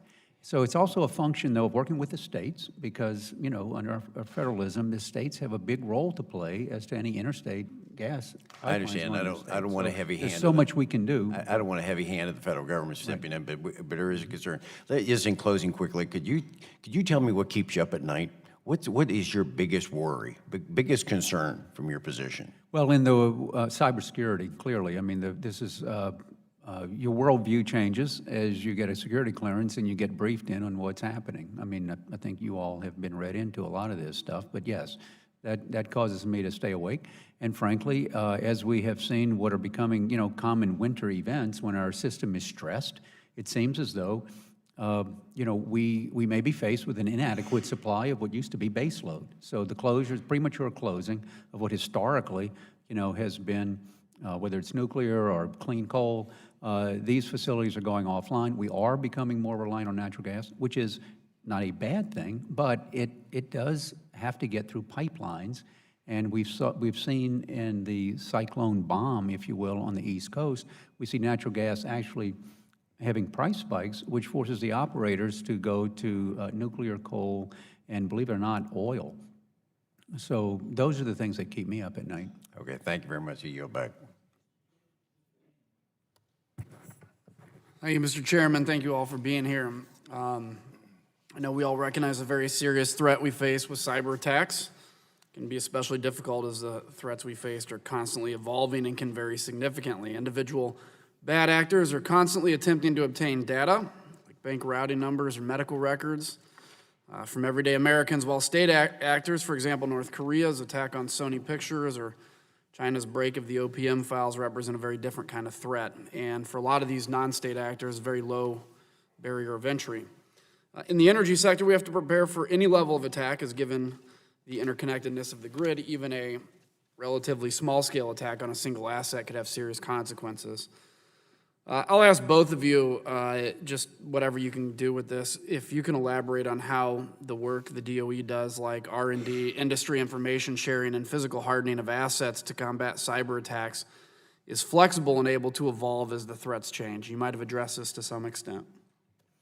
Right, do you want to talk about your experience?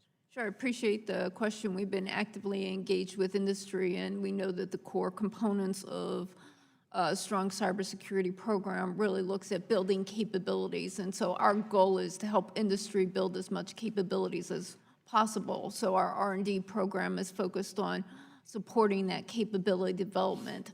So from an information sharing program, let's look at a continuous monitoring or an ability for intrusion detection. It's a capability that the industry needs to have, and a support that we've been providing through the risk information sharing program that we've developed with industry.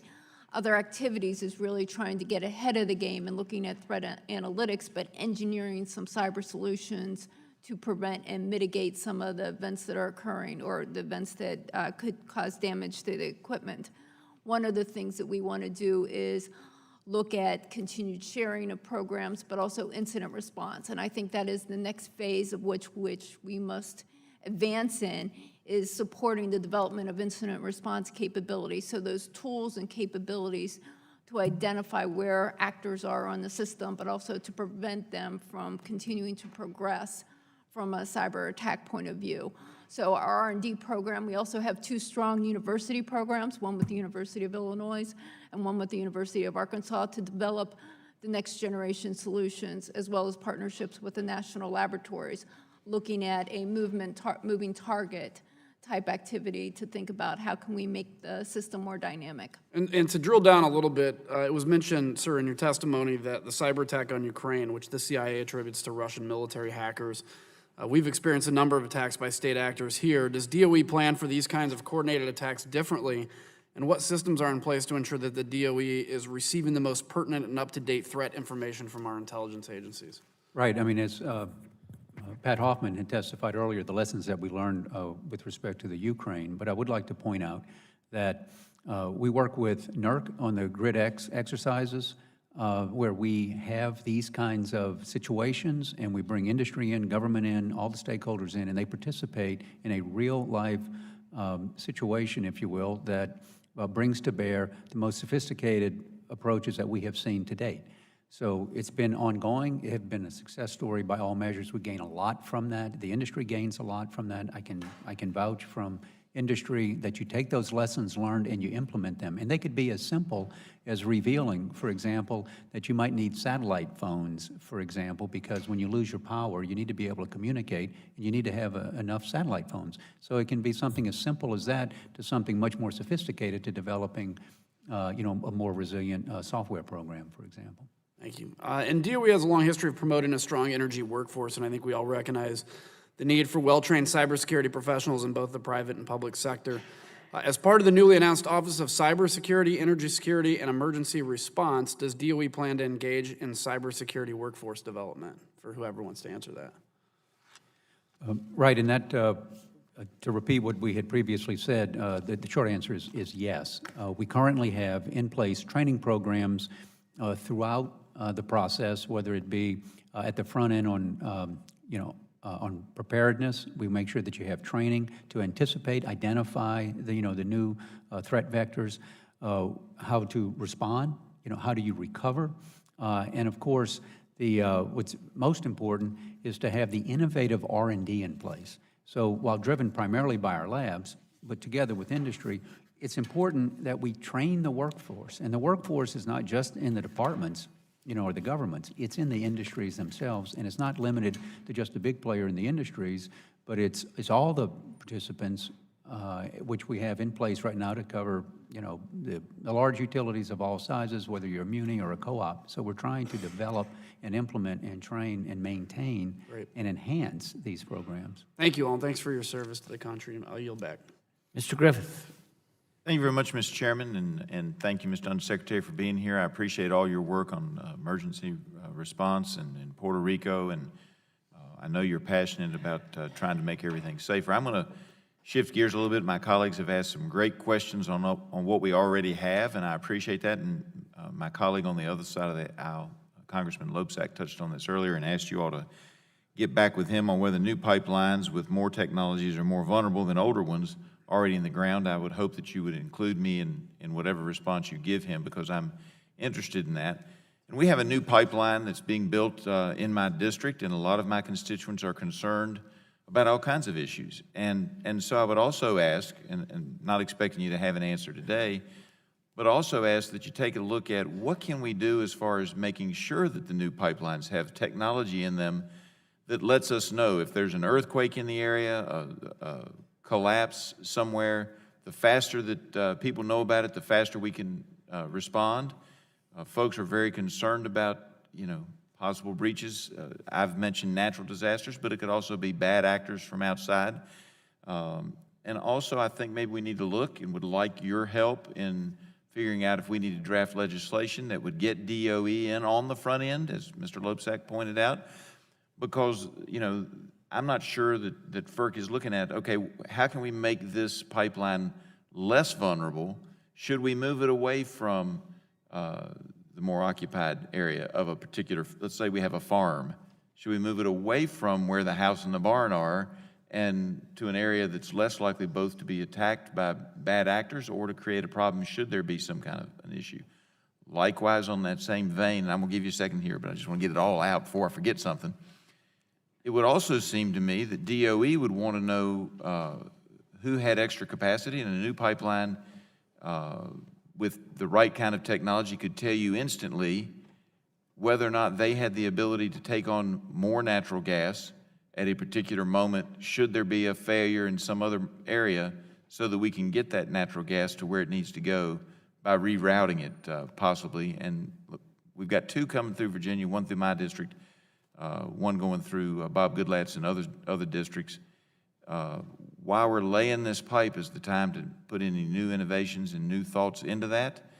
And I'm just hoping that DOE has some thoughts and plans and give you an opportunity to respond to that now, but also ask that you get back to me on all those thoughts that are important to me intellectually, but also important to the constituents in my district, that they want to feel a little bit safer about this pipeline coming through their backyard. Well, thank you for the series of questions and the commentary. And of course, we agree with the issues that you've identified. If I can just take a quick crack at it, if you will, Pat, and then I'll defer to you.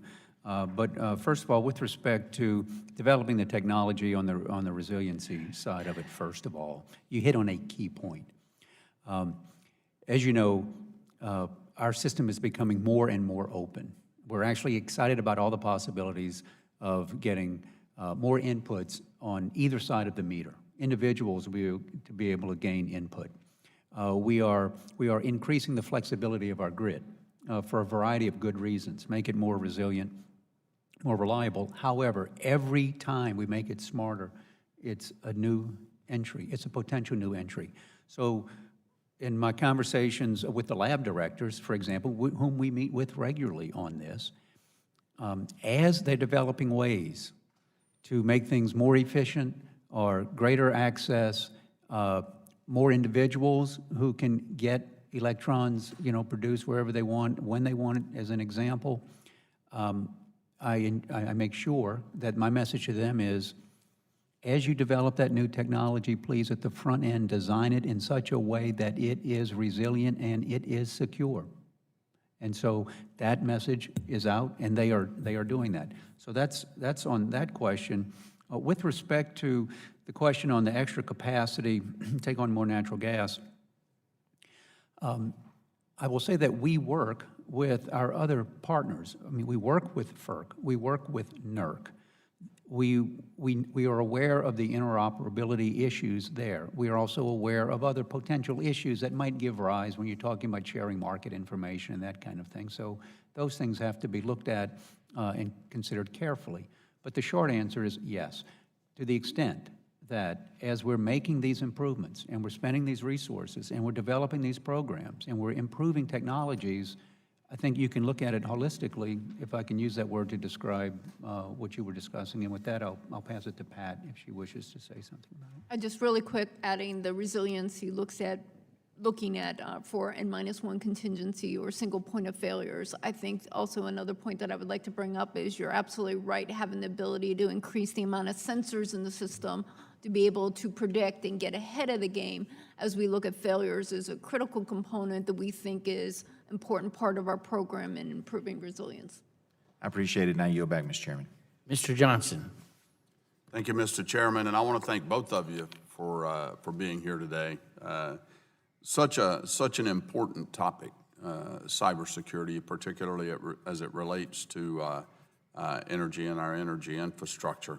I dare say that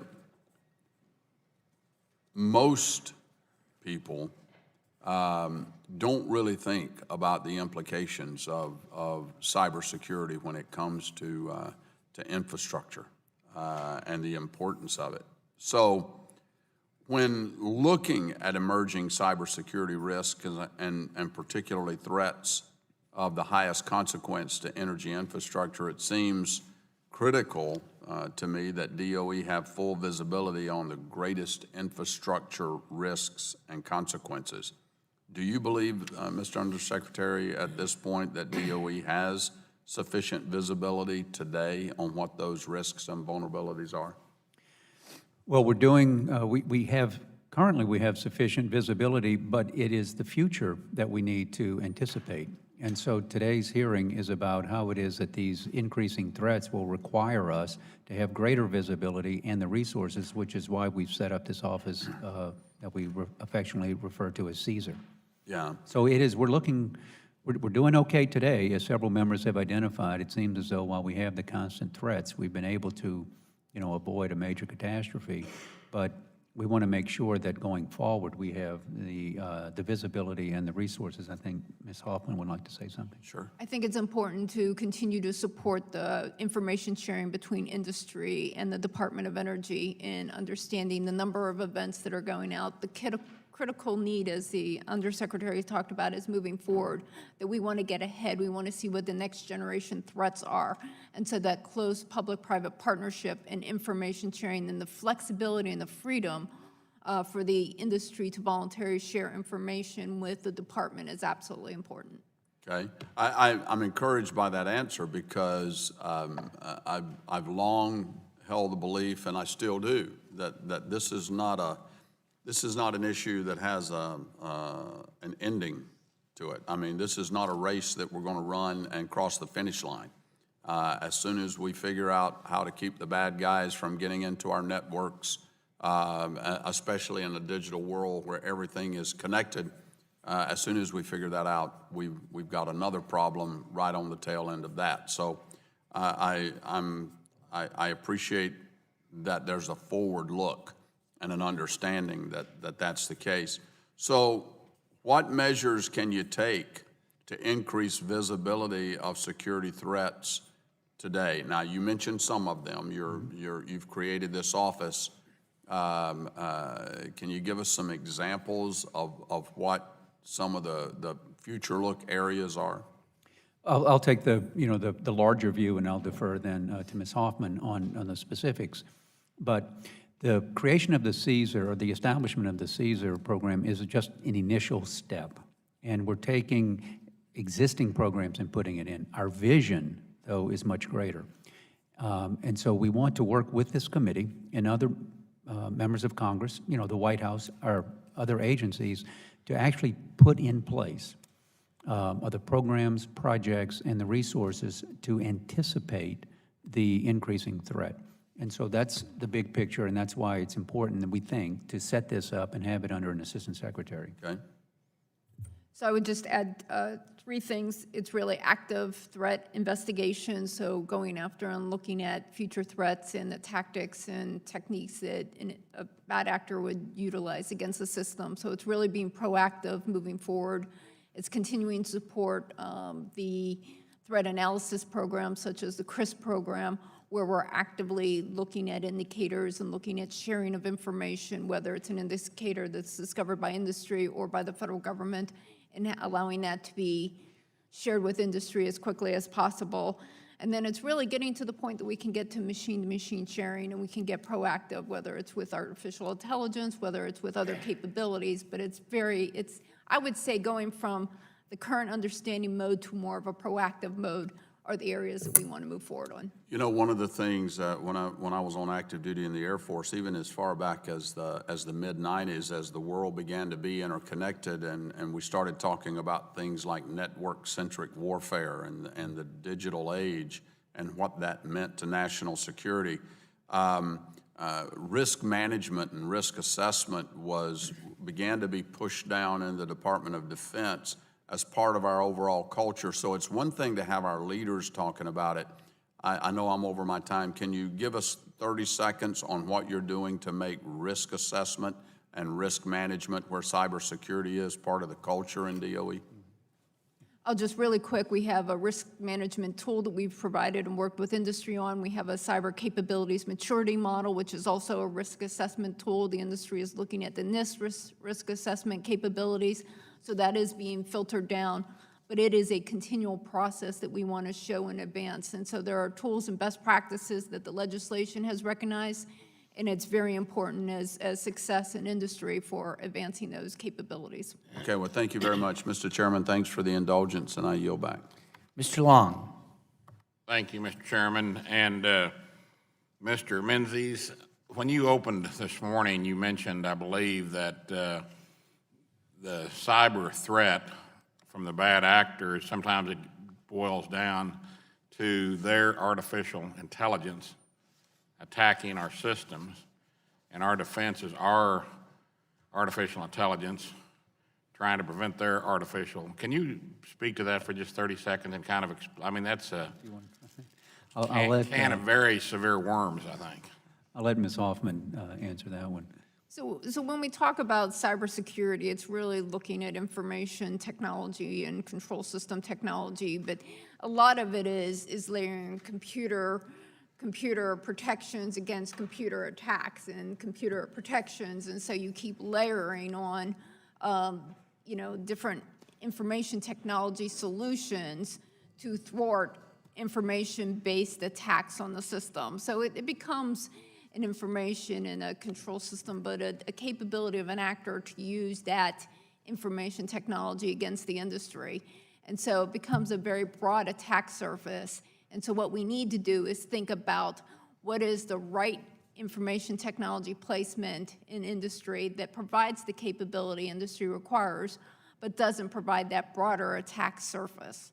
Kind of reminds me of a friend of mine 40 years ago that had a restaurant, and he said that he laid awake half the night trying to figure out how to keep his employees from stealing from him, but the problem was that his employees laid awake the other half of the night trying to circumvent his new system. So, Mr. Menzies, as we live in an increasingly digitized world with the ever-growing threat of cybersecurity attacks, I think it would be important for the Department of Energy to identify the greatest security risk in order to mitigate potential damage. How does the Department of Energy prioritizing these security risks, and how are you working with private energy asset owners to plan for the possibility of cyber attacks?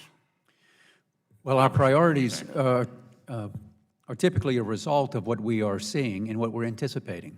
So it's in real time because information that we gather, both you and Congressman Johnson mentioned the digitalization of our systems. And indeed, we are producing not only more data, but more access points as all of our systems become more digitized.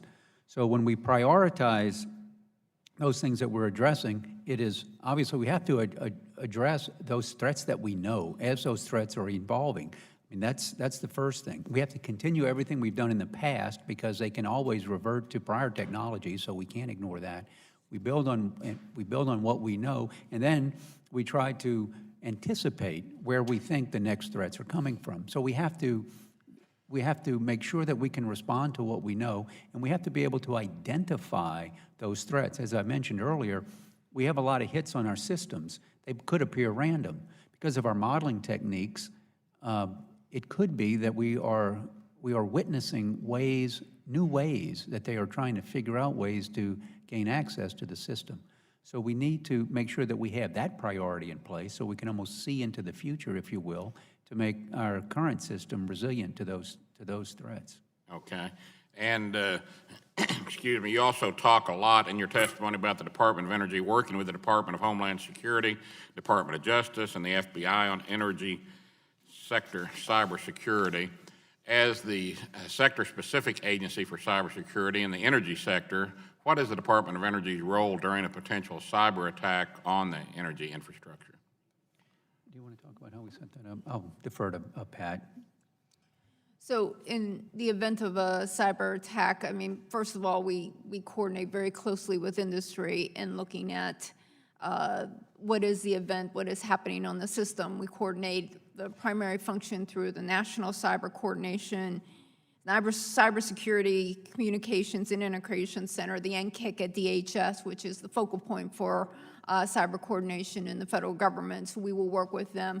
We will work with the FBI as well. We will look at the capabilities that industry has for dealing with this attack, trying to understand what is the cause, the root cause of the attack, but then also work with industry on providing mitigation measures and any support that's needed.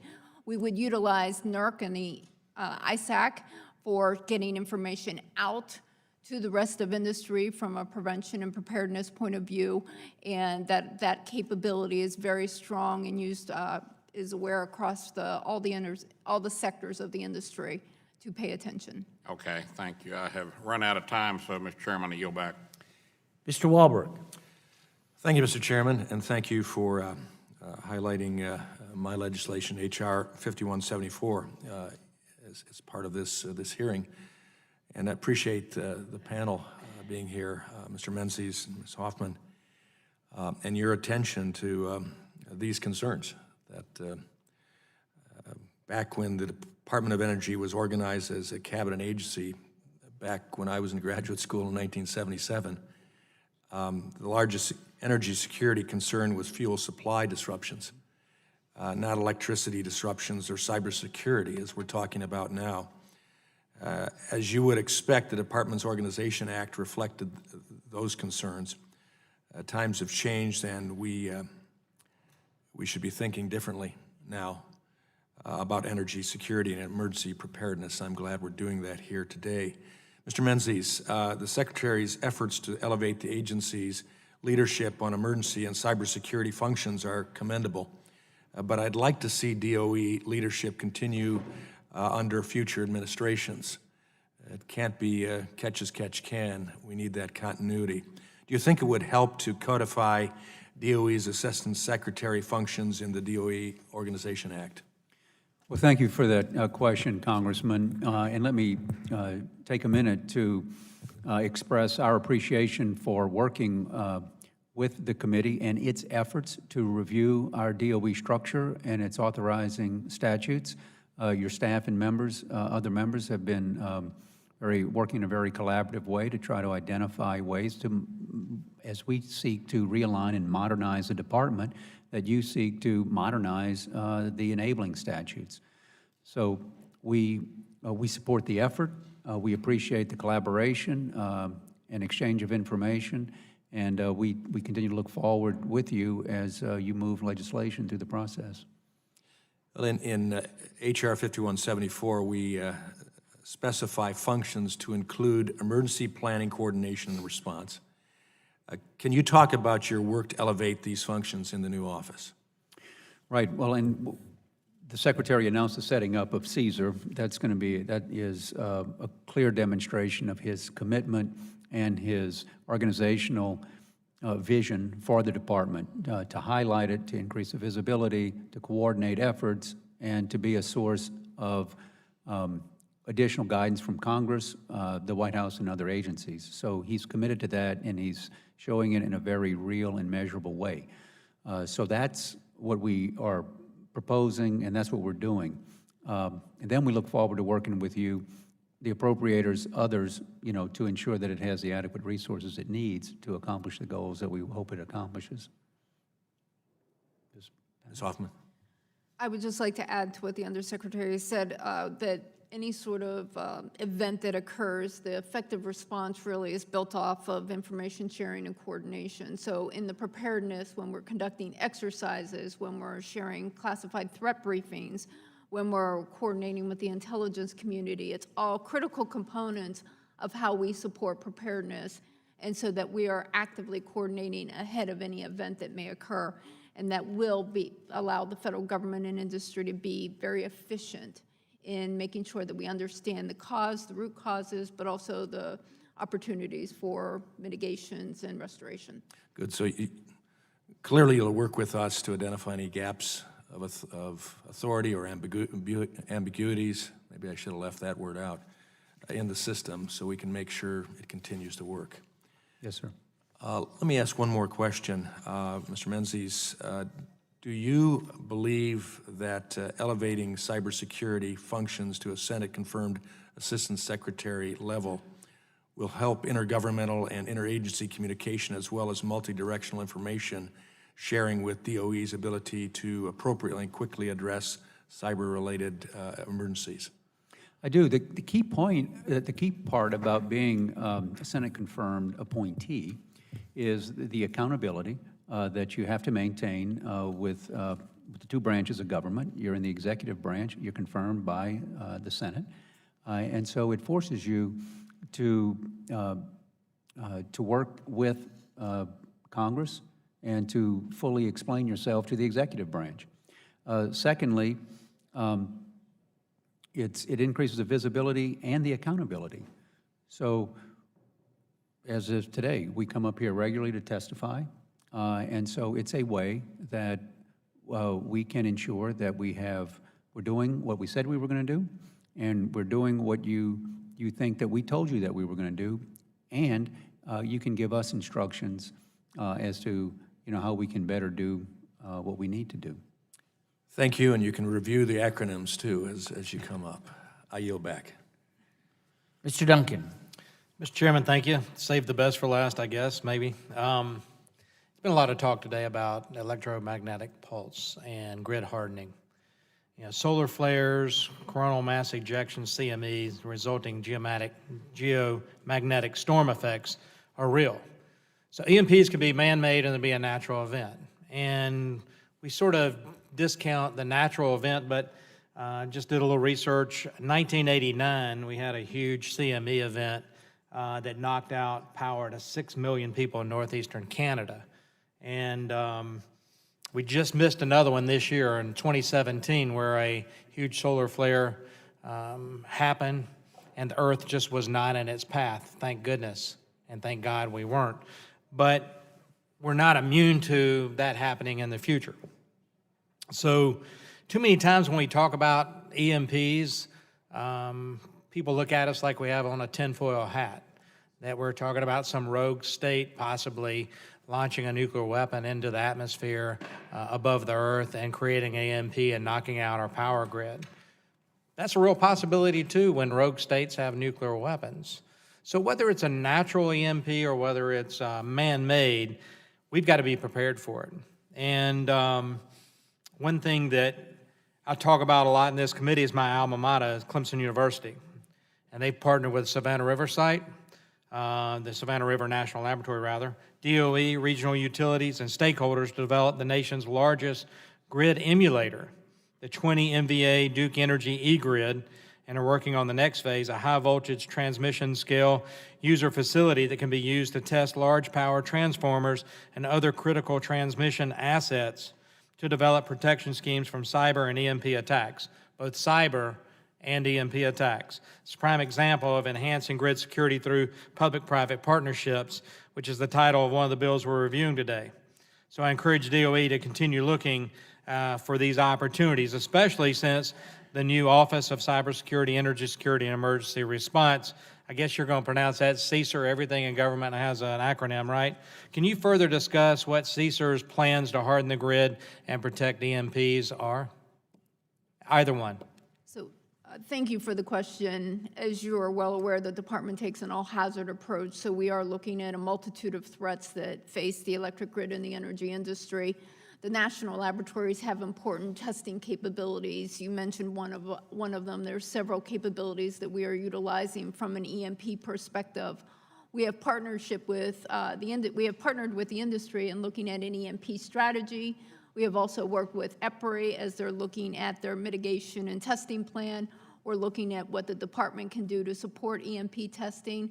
As you know, it's a very expensive process to do EMP testing. You mentioned the cost, but were you familiar with what Clemson is doing? Yes, I am before familiar today? with Clemson and Have several you other visited activities the at research labs. facility in Charleston, South Carolina, or has anybody from DOE done that?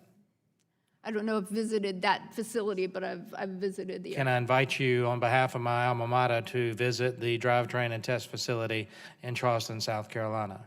Yes, sir. Both of you? Yes, sir. Okay. Let me shift gears real quick. President Trump has talked about a huge infrastructure package, and we're talking about within Congress, and I guess T&I is working on this package. When people think about infrastructure, they think about roads, bridges, water, sewer, airports, port deepening, et cetera.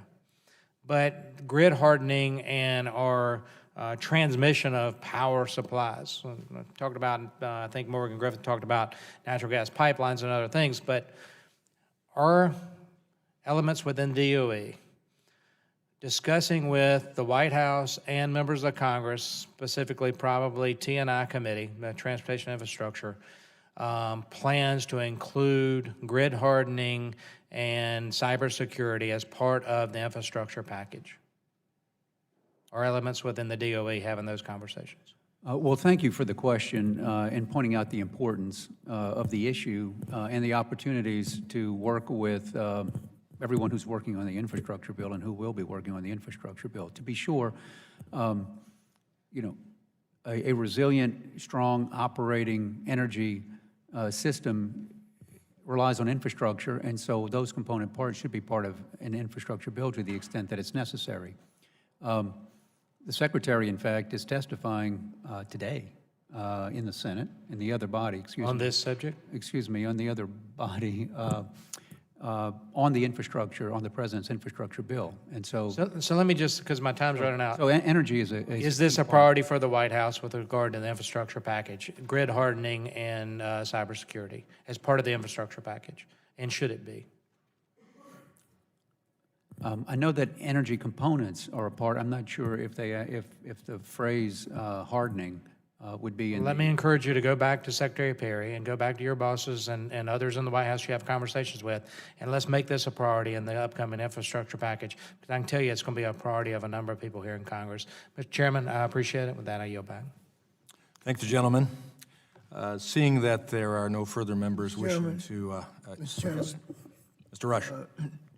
Before we adjourn, I want to ask unanimous consent that I be allowed to ask the Undersecretary of Government, the Secretary of Government questions.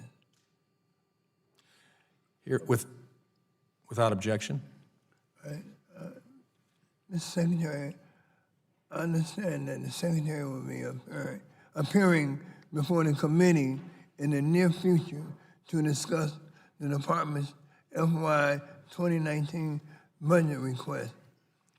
The Department routinely provides detailed budget justification to the Congress, but a number of the detailed volumes of the FY 2019 request are not available. Does the Department plan to release volumes 2, 3, 5, and 6 prior to the Secretary's appearance before the committee? We plan to release it when it's complete. Yes, sir. Thank you, Mr. Chairman. Thank you, gentlemen. Again, seeing that there are no further members wishing to ask questions, I'd like to thank the panel for being with us today and providing us answers and probably further questions that we'll have down the road. Happy to answer any questions for the record. Thank you. Thank you, sir.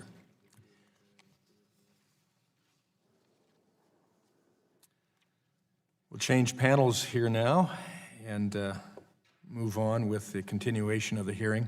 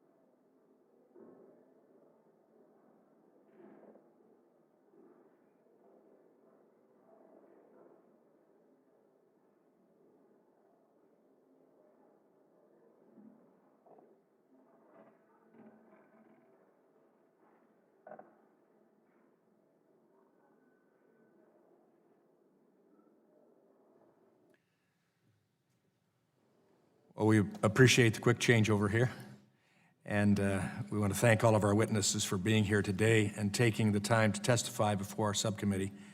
Today's witnesses will have the opportunity to give opening statements followed by a round of questions from members.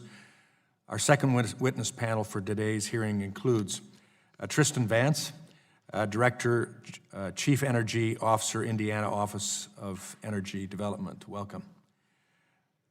Zachary Tudor, Associate Laboratory Director for National and Homeland Security, Idaho National Laboratory. Welcome. Mark Engel, Senior Enterprise Security Advisor, Dominion Energy. Welcome to you. Kyle Pitzer, Vice President, Government Relations, National Electrical Manufacturers Association. Welcome you. and Scott Aronson, Vice President, Security and Preparedness, Edison Electric Institute. Welcome.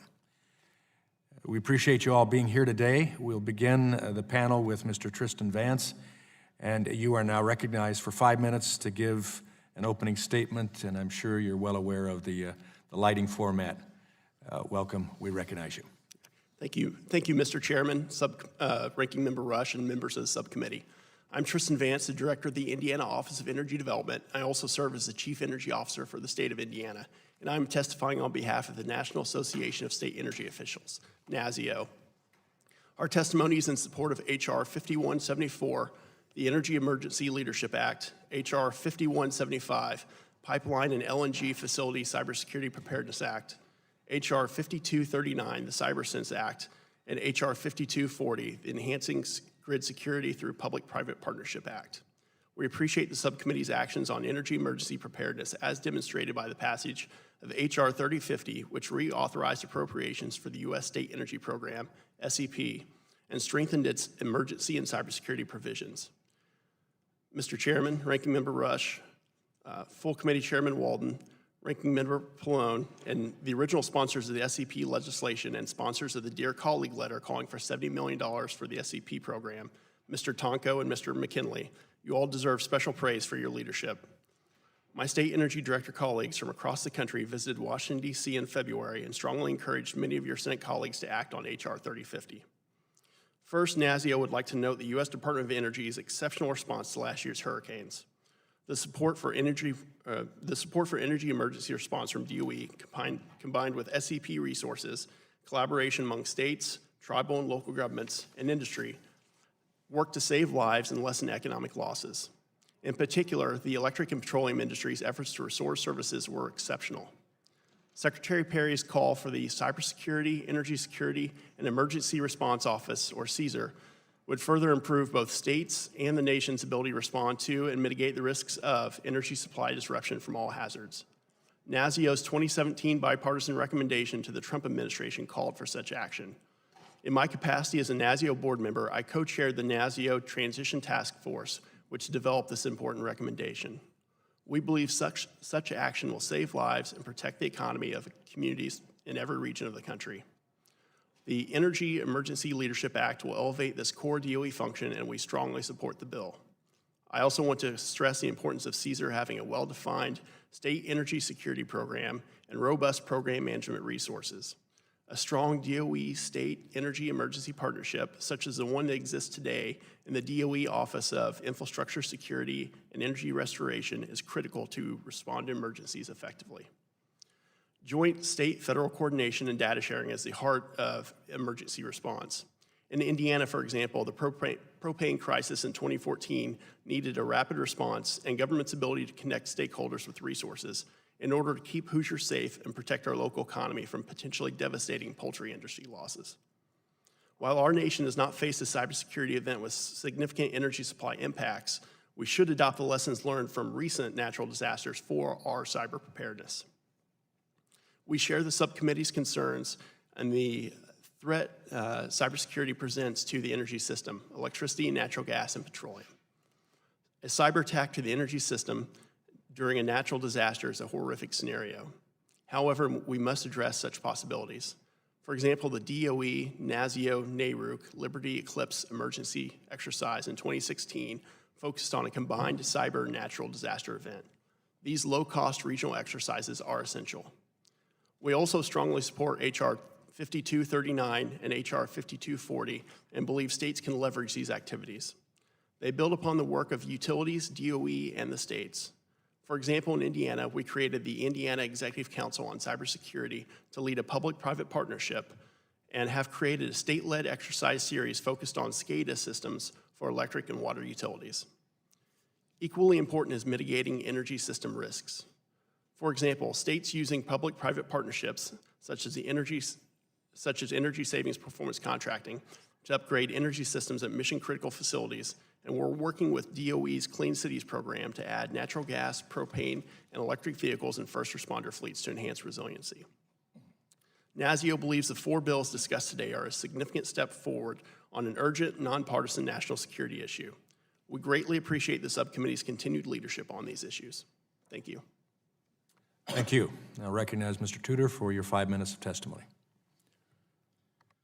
Thank you, Chairman Upton, Ranking Member Rush, Mr. Wahlberg, and distinguished members of the committee for holding this hearing and inviting Idaho National Laboratory's testimony on the energy sector, cybersecurity, and emergency response. I request that my written testimony be made part of the record.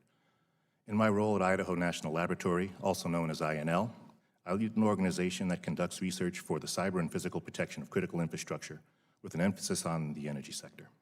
INL has capabilities that will support the Department of Energy's Office of Cybersecurity, Energy Security, and Emergency Response, or CSER, in achieving a new leadership role for critical infrastructure protection, consistent with the authorities directed in the FAST Act for assuring the energy sector's capabilities and coordination for cyber and physical protection of emergency response. Persistent, capable, well-resourced, and highly motivated cyber adversaries are a threat to our nation's energy sector. These adversaries continue to develop the skills, capabilities, and opportunities for potential compromise of the nation's energy infrastructure. The potential consequences of a sophisticated cyber attack create an imperative that federal agencies, labs, and industries collaborate to build capabilities and develop innovations that reduce the unacceptable risks associated with a cyber attack. DOE, INL, and our other national laboratory partners are providing leadership and resources to assure that the nation has the technical capabilities to reduce these risks. These capabilities include a broad array of science and engineering programs, extensive teams of multidisciplinary national laboratory researchers, unique user facilities and test beds for experimentation at scale, and a breadth of collaborative relationships with industry, universities, and federal agencies.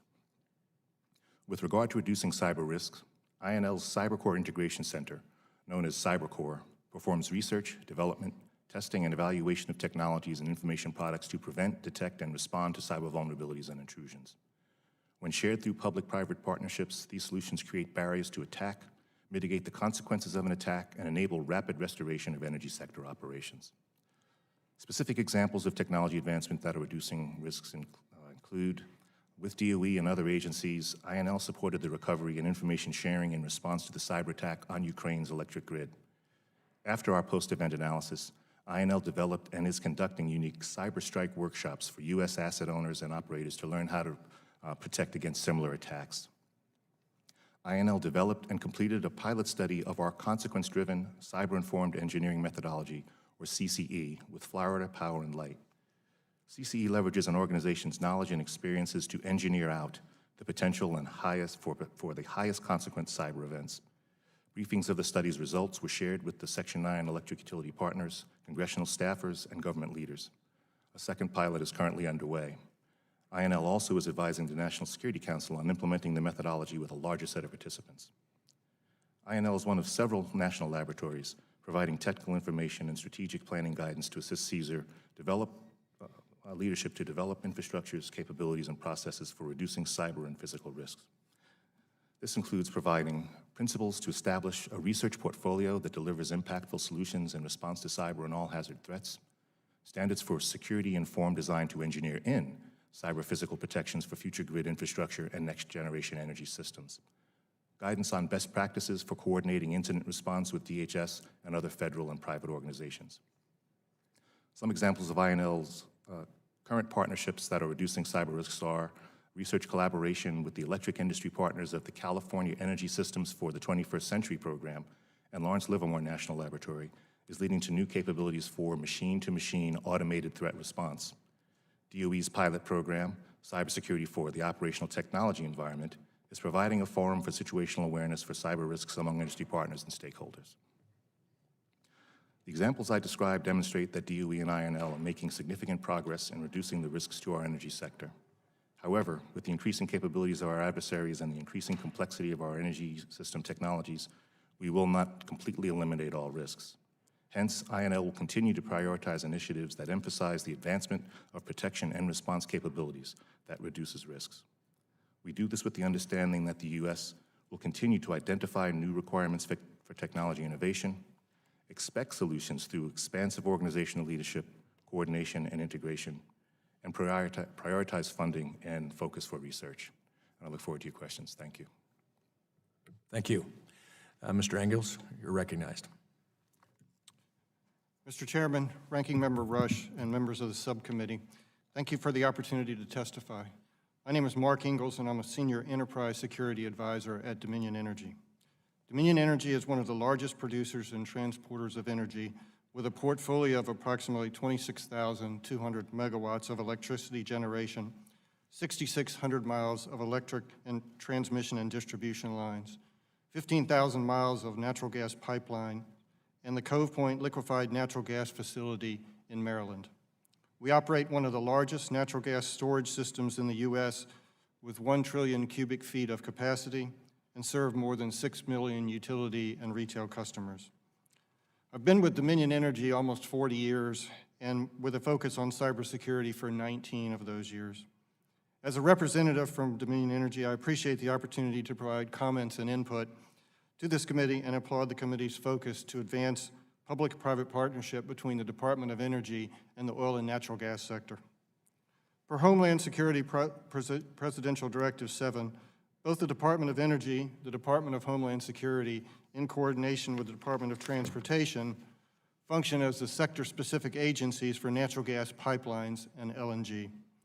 The fact that pipelines have 2 SSAs comprised of 3 different federal agencies cannot be understated, especially when it comes to interagency coordination in advance of, during, and post-incident operations. The key to this coordination is maintaining a productive relationship between the Energy Government Coordinating Council's 2 co-chairs, DOE and DHS, and the Oil and Natural Gas Sector Coordinating Council. The ONG SEC is comprised of owners and operators from 20-plus industry trade associations representing all aspects of the oil and natural gas sector. I encourage DOE and TSA, who has regulatory authority for pipeline security, to develop a memo of understanding that outlines roles and responsibilities for dealing with cyber and physical security of natural gas pipelines and LNG. TSA already has an MOU with the Department of Transportation's Pipeline and Hazardous Materials Safety Administration, or PHMSA, which has responsibility for pipeline safety. The recent announcement of DOE's new Office of Cybersecurity, Energy Security, and Emergency Response should continue to improve the coordination for pipeline cyber and physical security. The language in H.R. 5175, Section 2.2, could introduce complexity and confusion when it comes to DOE's involvements with states. Individual pipeline companies, Dominion Energy included, already have long-standing relationships with state emergency response organizations, public utility commissions, and law enforcement for all hazard events. H.R. 5175 directs DOE to focus on advanced cybersecurity applications, pilot demonstrations, develop workforce curricula, and provide mechanisms to help the energy sector evaluate, prioritize, and improve physical and cybersecurity capabilities. Dominion Energy has worked with DOE and several national labs on a number of efforts that align with the proposed legislation. They include being a peer reviewer for the Department of Energy's Cybersecurity for Energy Delivery Systems program, participation in 2 workforce and training efforts, CyberStrike, a hands-on workshop communicating lessons learned associated with the Ukraine grid attacks, an ATTACK, an approach developed by INL to aggregate and evaluate cyber risk-related information. Dominion Energy is a member of both the downstream natural gas and electricity information sharing and analysis centers, both of which have benefited from intelligence provided by DOE's Cybersecurity Risk Information Sharing Program, or CRISP. Dominion Energy and other natural gas pipeline companies have worked very closely with TSA and DOE on cyber and physical security to build a partnership based on trust and respect. The proposed legislation should make sure that roles and responsibilities are clearly defined and understandable by pipeline operators who ultimately have to face the growing threat every day. Thank you again for the opportunity to provide comments, and I will be glad to answer any of your questions. Thank you. Mr. Pitzer? Good afternoon, Mr. Chairman, Ranking Member Rush, members of the subcommittee. Thank you for the opportunity to testify on such an important topic today, the physical and cybersecurity of our nation's electric system.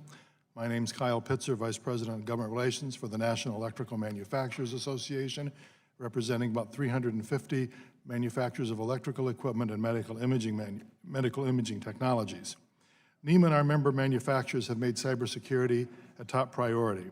As the manufacturers of essential grid equipment, NEMA companies are a key line of defense against both physical and cyber attacks in the electricity transmission and distribution system. We understand that a secure product supply chain is inherent to a secure grid, and cybersecurity aspects should be built into, not bolted onto, manufacturers' products whenever possible. Manufacturers also understand that managing cybersecurity supply chain risk requires a collaborative effort and open lines of communication among electric utility companies, federal and state and local governments, and suppliers of the full spectrum of grid systems and components, both hardware and software.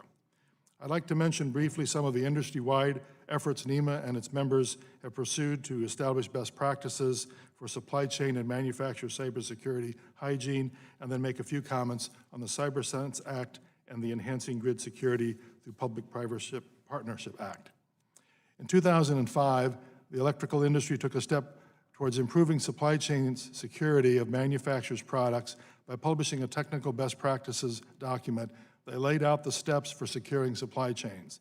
NEMA published a white paper on cybersecurity supply chain best practices for manufacturers that addresses supply chain integrity through 4 phases of a product's life cycle: the manufacturing, delivery, operation, and end of life of a product.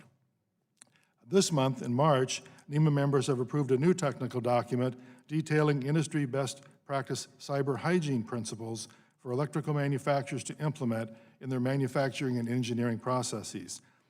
The document raises a manufacturer's level of cybersecurity sophistication by following 7 fundamental principles that are outlined in my statement.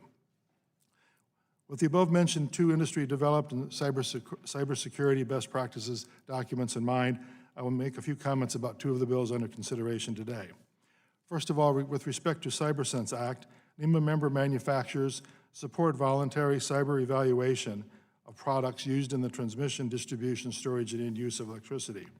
However, the specific requirements of any such program need to be carefully designed in close collaboration with manufacturers and other stakeholder groups and developed via an open and transparent process. We recommend that any cybersecurity evaluation program abide by a set of principles that we've outlined in our written statement. With respect to the Enhancing Grid Security through Public-Private Partnership Act, NEMA supports the concepts included in the draft legislation. With respect to Section 2, NEMA agrees that voluntary technical assistance efforts should be available to provide electric utilities with information and resources to effectively prepare for and combat both physical and cybersecurity threats. We also agree that this technical assistance should be provided in close collaboration with state governments and public utility regulatory commissions, as well as with equipment manufacturers. Including manufacturers in the training and technical assistance efforts will ensure that products are installed and maintained as intended to limit the risk of cyber attack resulting from the possible misuse of a product. NEMA also supports the recommendations included in Sections 3 and 4 of the legislation. One additional outage index that we recommend be included in Section 4B of the draft legislation is the Momentary Average Interruption Frequency Index. Momentary outages cost U.S. electricity consumers over $60 billion in 2014 and account for more than half of all power outages. Inclusion of this index, we believe, will improve the interrupter cost estimate information produced by the Department of Energy. In conclusion, NEMA and member company manufacturers recognize that cybersecurity risks are constantly evolving and changing and requires a shared responsibility by all stakeholders. NEMA looks forward to working with you as a resource to this committee as you continue your work to address cybersecurity concerns in the energy sector. Thank you, and I look forward to any questions. Thank you. Now I recognize Mr. Aronson. Thank you, Mr. Chairman. Ranking Member Rush and members of the subcommittee appreciate the opportunity to testify here today. For EEI's member companies, which includes all of the nation's investor-owned electric companies, securing the energy grid is a top priority. I appreciate your invitation to discuss this important topic on their behalf. The electric power industry, which includes investor-owned electric companies, public power utilities, and electric cooperatives, supports more than 7 million American jobs and contributes $880 billion annually to U.S. gross domestic product, about 5% of the total. That 5% is truly the first 5%, responsible for generating and delivering the energy that powers our economy and our way of life. Our members own and operate some of the nation's most critical infrastructure, and they take that responsibility seriously. EEI's member companies prepare for all hazards, physical and cyber events, naturally occurring or man-made threats, and severe weather of every kind. To address multiple threats, our companies take what's known as a defense-in-depth approach with several layers of security. I'd like to highlight three main areas of focus: standards, partnerships, and response and recovery. First, standards.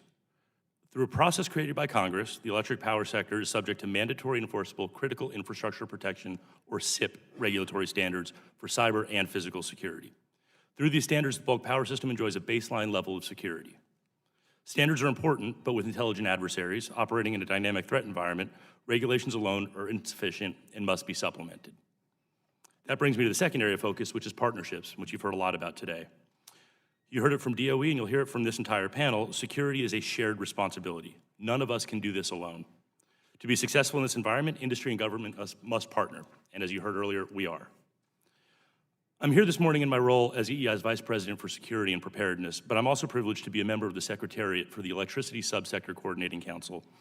The ESCC is comprised of CEOs of 22 electric companies and 9 major industry trade associations representing the full scope of electric generation, transmission, and distribution in the United States and Canada. Through partnerships like the ESCC, government and industry leverage one another's strengths. This partnership manifests itself in many ways, including deployment of government technologies like CRISP, which you've heard about, multi-directional information sharing, drills and exercises, and facilitating cross-sector coordination. What makes the ESCC effective is CEO leadership across all segments of the industry. This structure provides resources, sets priorities, drives accountability. Furthermore, CEOs serve as a draw to other senior counterparts in industry sectors and in government. The unity of effort driven by industry working with government has produced significant, tangible results. Finally, the third area of focus is response and recovery. The electric power sector is proud of its record on reliability, but outages do occur. The past year has made one thing abundantly clear. We can't protect everything from everything all of the time, and investments help companies restore power and be prepared. Our industry invests more than $120 billion each year to make the energy grid stronger, smarter, cleaner, more dynamic, and more secure. In addition, the industry's culture of mutual assistance unleashes a world-class workforce amidst the toughest conditions to restore power safely and effectively. Today, we have supplemented that traditional response and recovery with a 21st century edition, cyber mutual assistance. So far, more than 140 entities are participating in the program, covering more than 80% of U.S. electricity customers. That brings me to the bills before the subcommittee today. We appreciate both Congress and the Trump administration's support of the electric power sector. Just as EEI's member companies evolve to meet new threats, our government partners continuously improve their posture through these new initiatives. For example, we applaud DOE Secretary Perry and his team for establishing DOE's new Office of Cybersecurity, Energy Security, and Emergency Response, or CSER. Legislation passed by this committee codified DOE's role as the sector-specific agency. Thank you. And we believe the elevation of CSER will deepen the relationship between our industry and DOE on issues of cybersecurity and energy grid response initiatives. In his testimony, Secretary Menzies mentioned DOE's establishment of a supply chain testing facility. We are interested in the details of that program. The subcommittee is also aware that through the NERC-FERC process, a mandatory supply chain standard will be implemented soon. The committee should consider those efforts when adopting legislation related to supply chains. Finally, I'd like to mention a report included in the Enhancing Grid Security Through Public-Private Partnerships Act, looking at distribution, cyber, and physical security. EEI supports this report because it could address several emerging questions that many in the industry also are asking. What considerations should be made to protect a distribution system that is outside of mandatory NERC-CIP standards? How can we secure newer technology that is largely consumer grade, but may increase the energy grid's attack surface? A collaborative, risk-based approach to security at the distribution level is essential. This report should drive that approach and consider the many different entities in the distribution grid, electric companies, and others. Again, I appreciate you holding this hearing, and I look forward to answering any of your questions. Thank you, and thanks to the panel for your very efficient use of the 5 minutes time. Maybe it'll be an example to myself and my colleagues. It's now a privilege to represent the neighbor to the south who guards my border, Mr. Latta.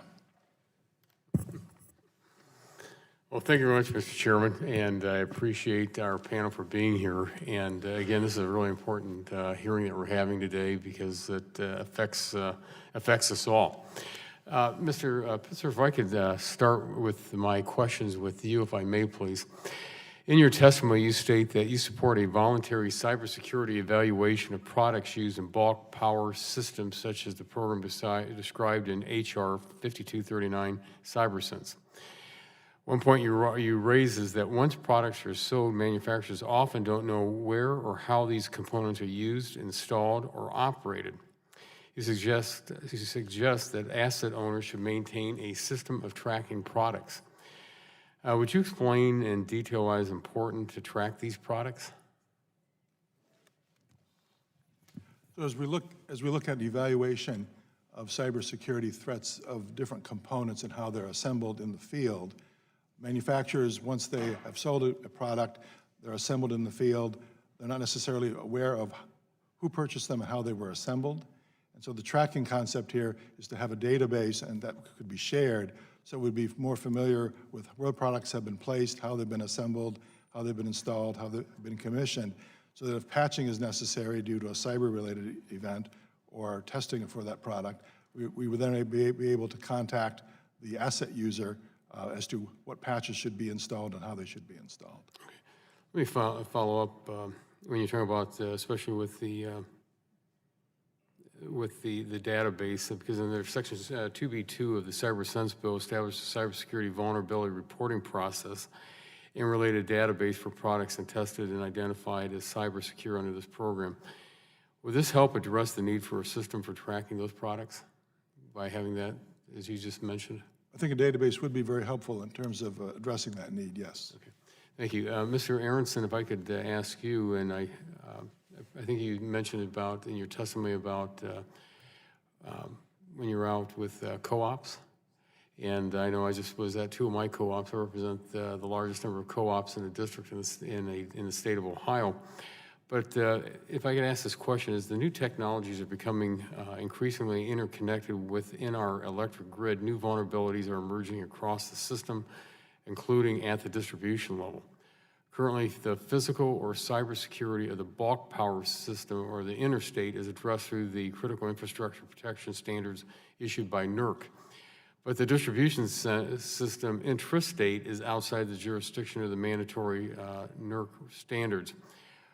And the question is, are there implications for this perceived gap in oversight and protection of the cybersecurity of the distribution portion of the nation's electric grid? So a couple of things to respond to there. As I mentioned in my testimony, we operate one big machine, right, with thousands of owners and operators from really large investor-owned electric companies that EEI represents to co-ops and municipal systems of varying sizes. And so, as you know, the ESCC incorporates all of those, and we work very closely. I know both APPA and NRECA provided a written testimony or a written statement for the record, so I'd refer to that. With respect to gaps, and I'd call them perceived gaps, just because distribution level components are not subject to the federal SIP standards does not mean that there is not security happening at that level. That said, we do think that anything we can do with respect to components that make up that part of the grid, the intrastate, the distribution level, is going to be an important approach to continuing to advance security for all of us. The other thing I would say about distribution security is we need to prioritize. In security, we defend, you protect diamonds like diamonds and pencils like pencils. And to be sure, there are diamonds at the distribution level that we need to be aware of. There are components that are crown jewels at the distribution level that we need to be securing. And so approaches like CyberSense may allow us to do that. And some of the things that Secretary Menzies and Assistant Secretary Hoffman were discussing with respect to really looking closely at those components and drilling down on the most critical, because if you have 100 priorities, you have no priorities. But really finding those most critical components and beating the heck out of them so that we can understand if there are any vulnerabilities in them, again, will make us all more secure. Well, thank you very much, Mr. Chairman. My time is about to expire, and I yield back. Thank the gentleman. Now I'm privileged to recognize the ranking member, a gentleman from Illinois. In fact, the district I was privileged to be born in. I quickly add, long before you represented the district. Mr. Rush.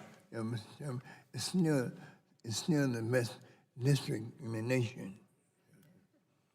Mr. Vance, in your written testimony, you noted that DOE held a cybersecurity contest,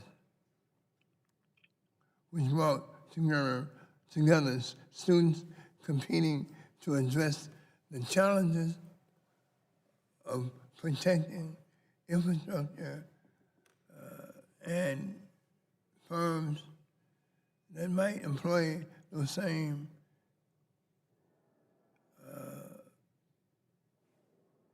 students after they graduate.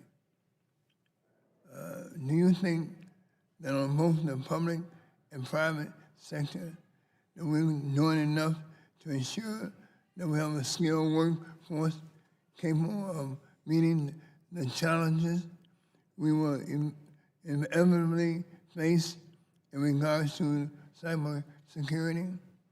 And I would invite any other members of the panel to weigh in if they so choose.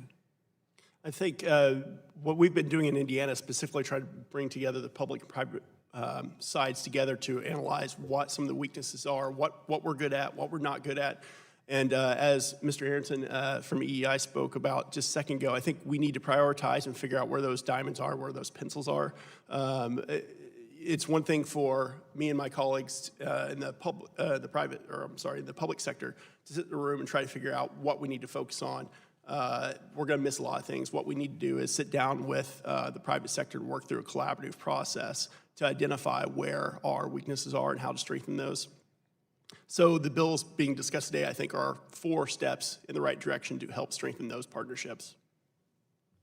Does anybody else want to chime in? Mr. Rush, thank you for the question. I agree that public-private partnerships are key to moving these forward, and these 4 pieces of legislation are definitely great steps towards that. At the Idaho National Lab, we know that the partnerships are the strongest part of our operation, whether it's with vendors, asset owners, with other government agencies, and that's the way that we will be able to develop the structures to keep our cyber resilience in our energy systems. Does anyone have any suggestions on how the Congress could help you to ensure that that we have enough skilled workforce other than what's the provisions in these 4 bills?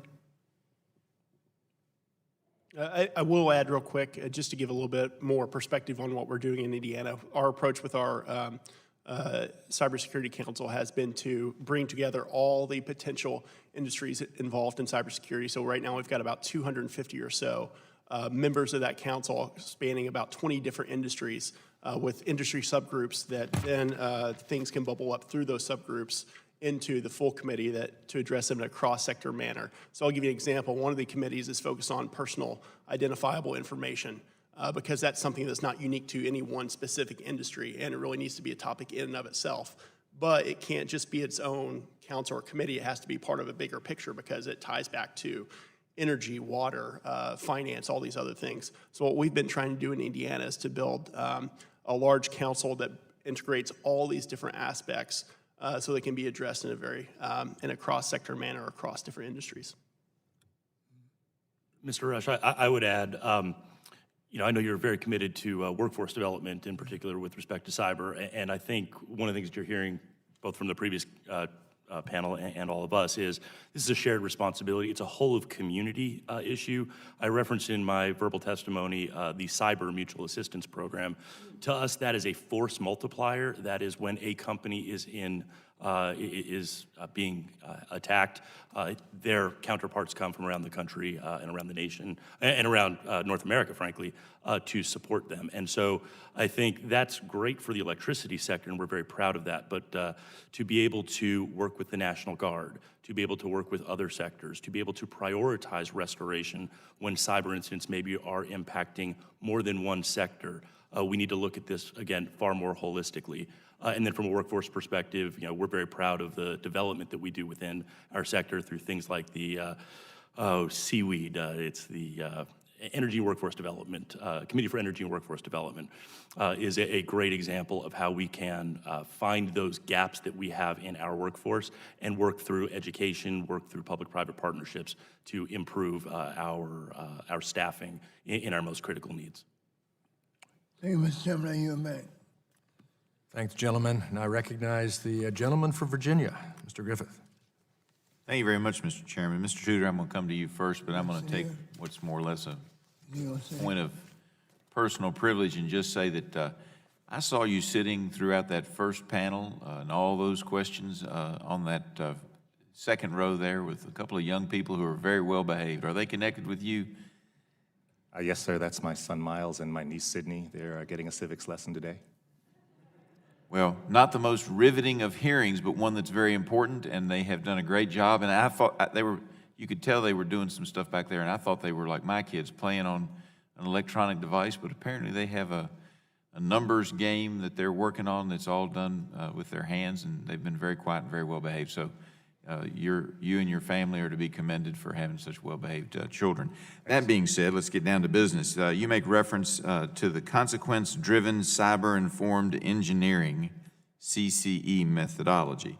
You say this is more about getting ahead of the problems of vulnerabilities and threats rather than chasing them. Can you describe what role this approach may have in strengthening cybersecurity in critical infrastructure?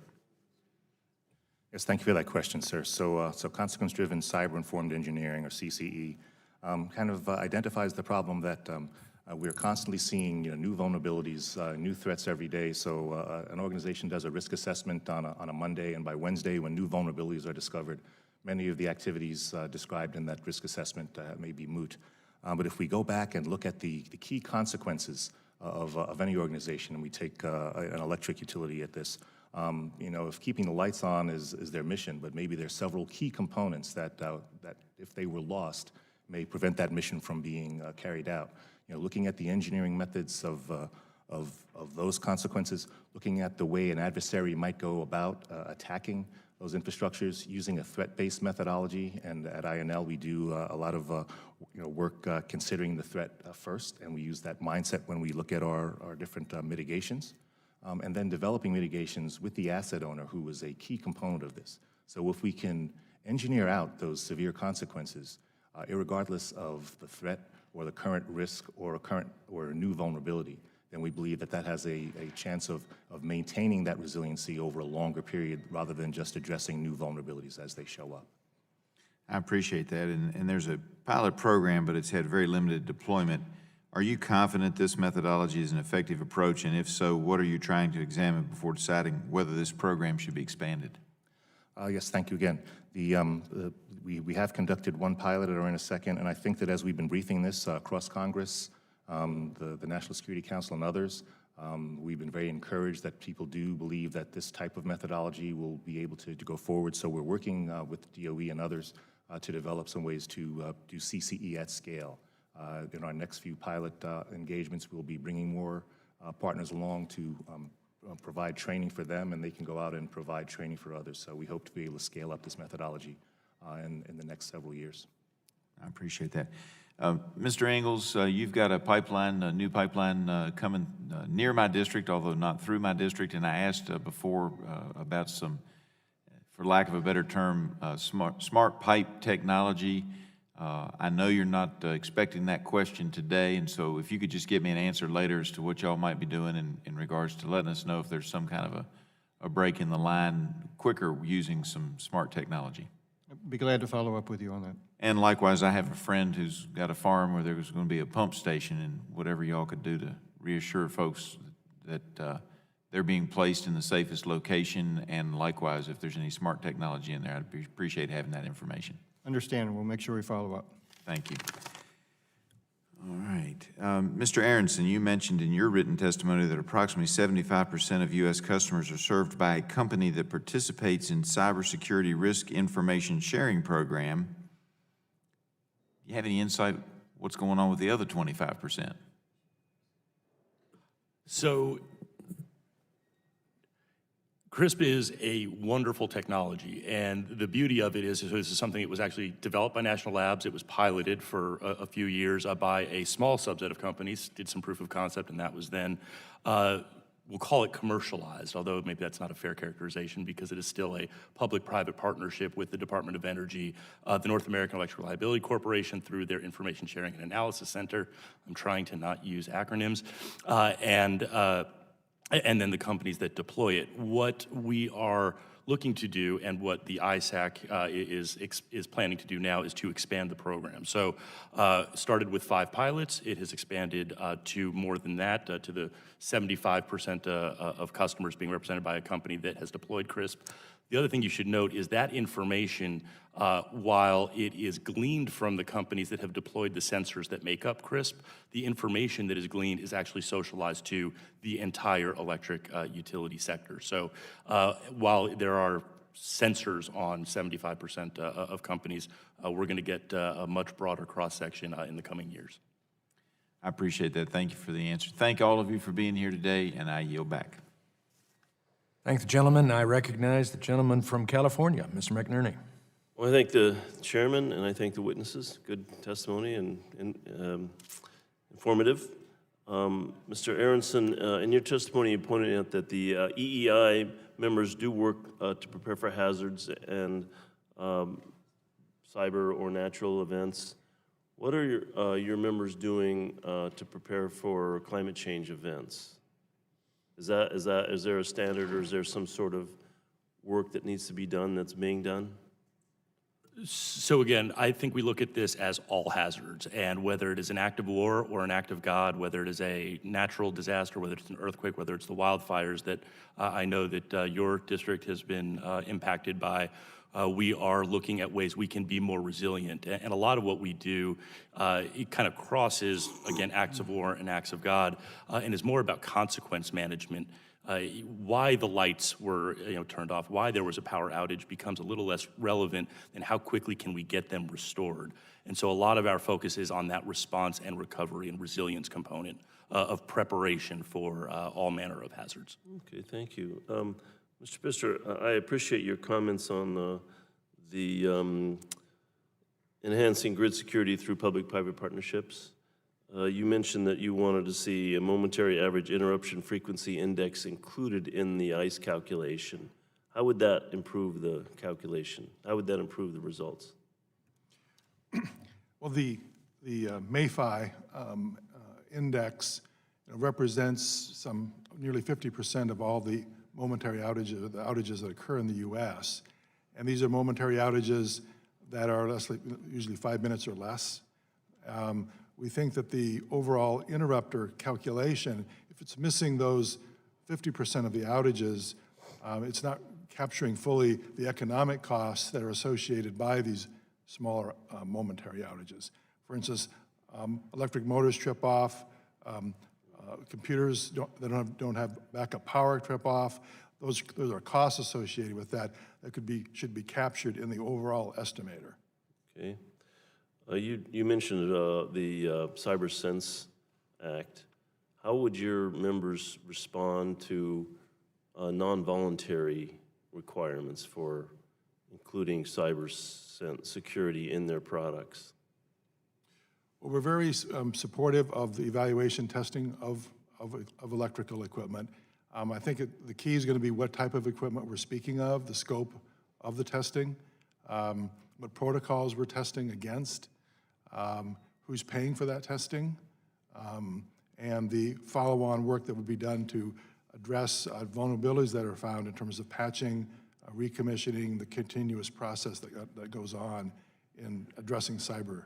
I mean, it seems that your members would want to have a set of standards they could make their products to. Working on supply side standards that I mentioned, a new Cybersecurity index standard, and then looking at how we test different products in different configurations against different vulnerabilities, how we segment those products, because some products, as has been recognized, are behind layers of security. So the testing of those maybe are less than those that have outward-facing connection to the internet. There's different levels of testing that would be required for those products. Do you have concerns about the cuts that are being proposed in the fiscal 19 budgets impact on cybersecurity or security in general? I guess Mr. Aronson would be the right person to ask that question of. So we appreciate what the Department of Energy has done with respect to CSER and elevating some of these issues. We've worked really closely, in particular, with the Office of Electricity and their Infrastructure Security and Energy Restoration Office, which will ultimately matriculate over to CSER. This last historic hurricane season, the nor'easters the last several weeks, and with our response in Puerto Rico. So between that, our partnerships with the labs, our partnerships with the Sector Coordinating Council, we've really appreciated the ability to work closely with this administration and the previous administration. This has been a priority for Department of Energy for several years now. So you don't see any sort of a drawback with the cuts that are being proposed? You know, at this point, I think the priorities that we care about most have not been impacted in our day-to-day interactions with the department. All right, thank you. Yield back. Thank the gentleman. Now I recognize the good doctor and gentleman from Indiana, Mr. Bouchon. Thank you, Mr. Chairman. Mr. Vance, good to have you here from Indiana. Thank you. Welcome.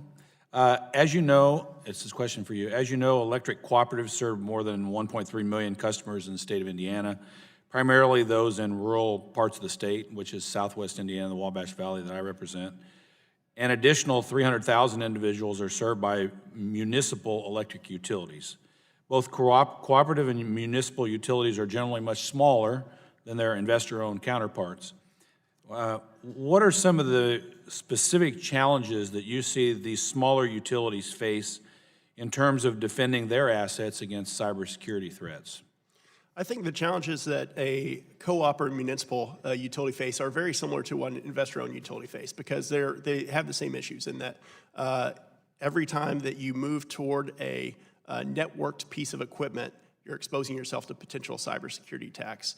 So in Indiana, we've been very aware of including our co-ops and our municipal utilities in our conversations on energy security and cybersecurity. They sit on our Cybersecurity Council established by the governor. I think one of the important things we're trying to do in Indiana is, as we continue exercises, is to build those relationships so that we know we have those personal connections. When an energy emergency hits, we cannot spend hours searching through a binder of 300 pages trying to figure out what to do. I think to some extent the movie Ghostbusters summed it up well when it said, who are you going to call? You have to know who you're going to call in those situations. We can't spend hours trying to figure it out. So we've been including our munis and co-ops in our conversations. Are there financial challenges to making sure that your networks and everything are secure that the state helps with or anything?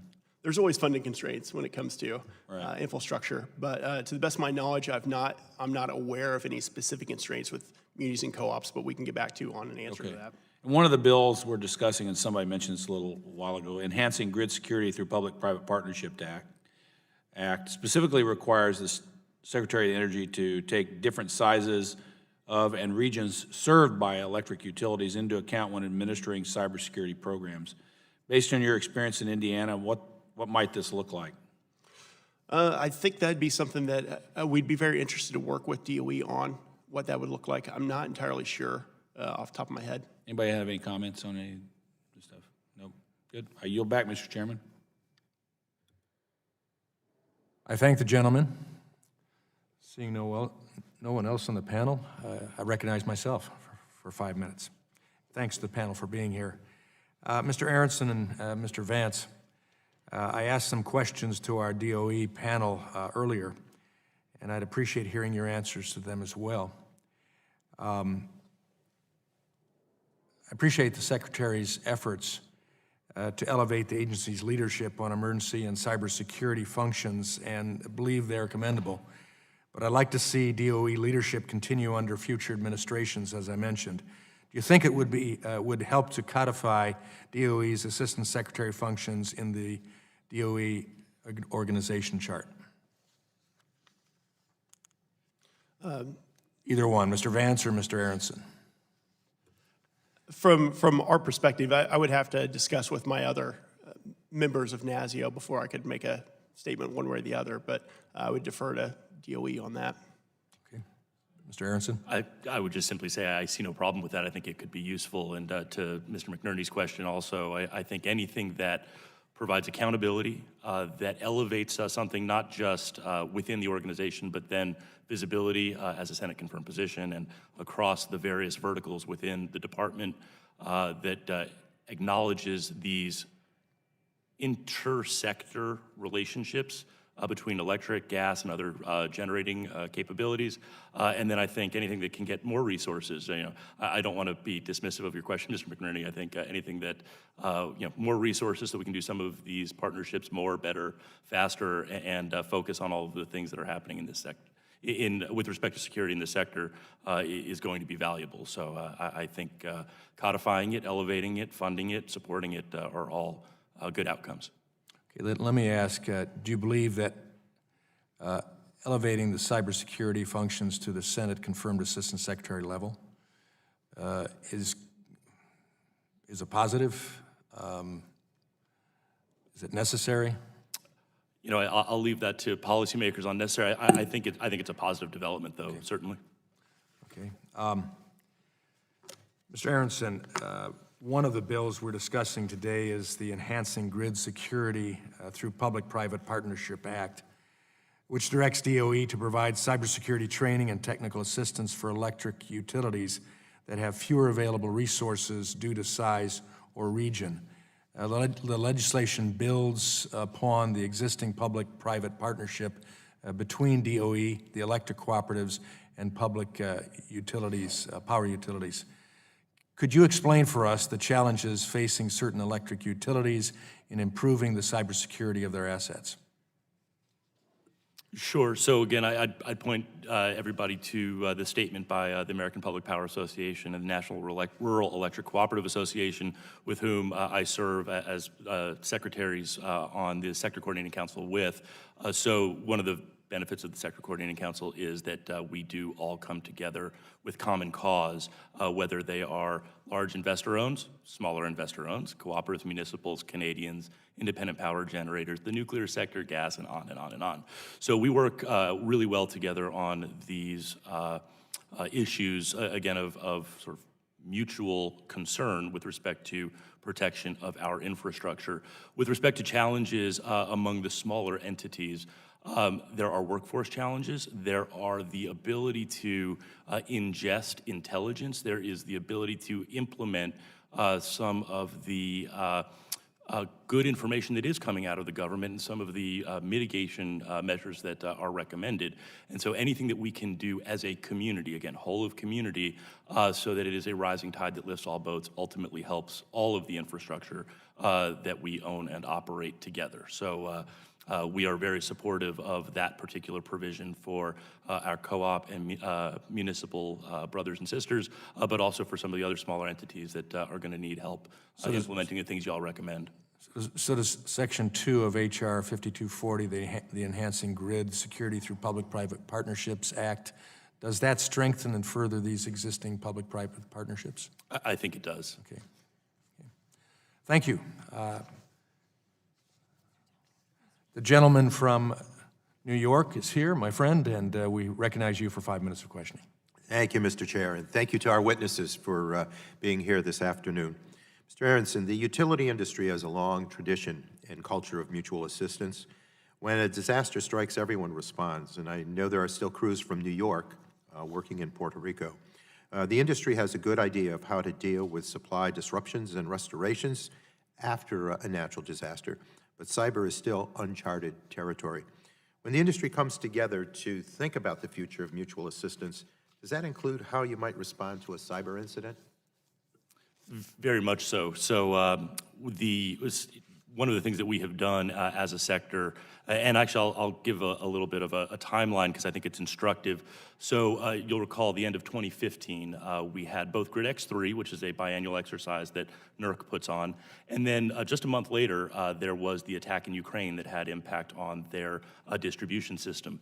The CEOs of the Sector Coordinating Council got together for a meeting in January of 2016.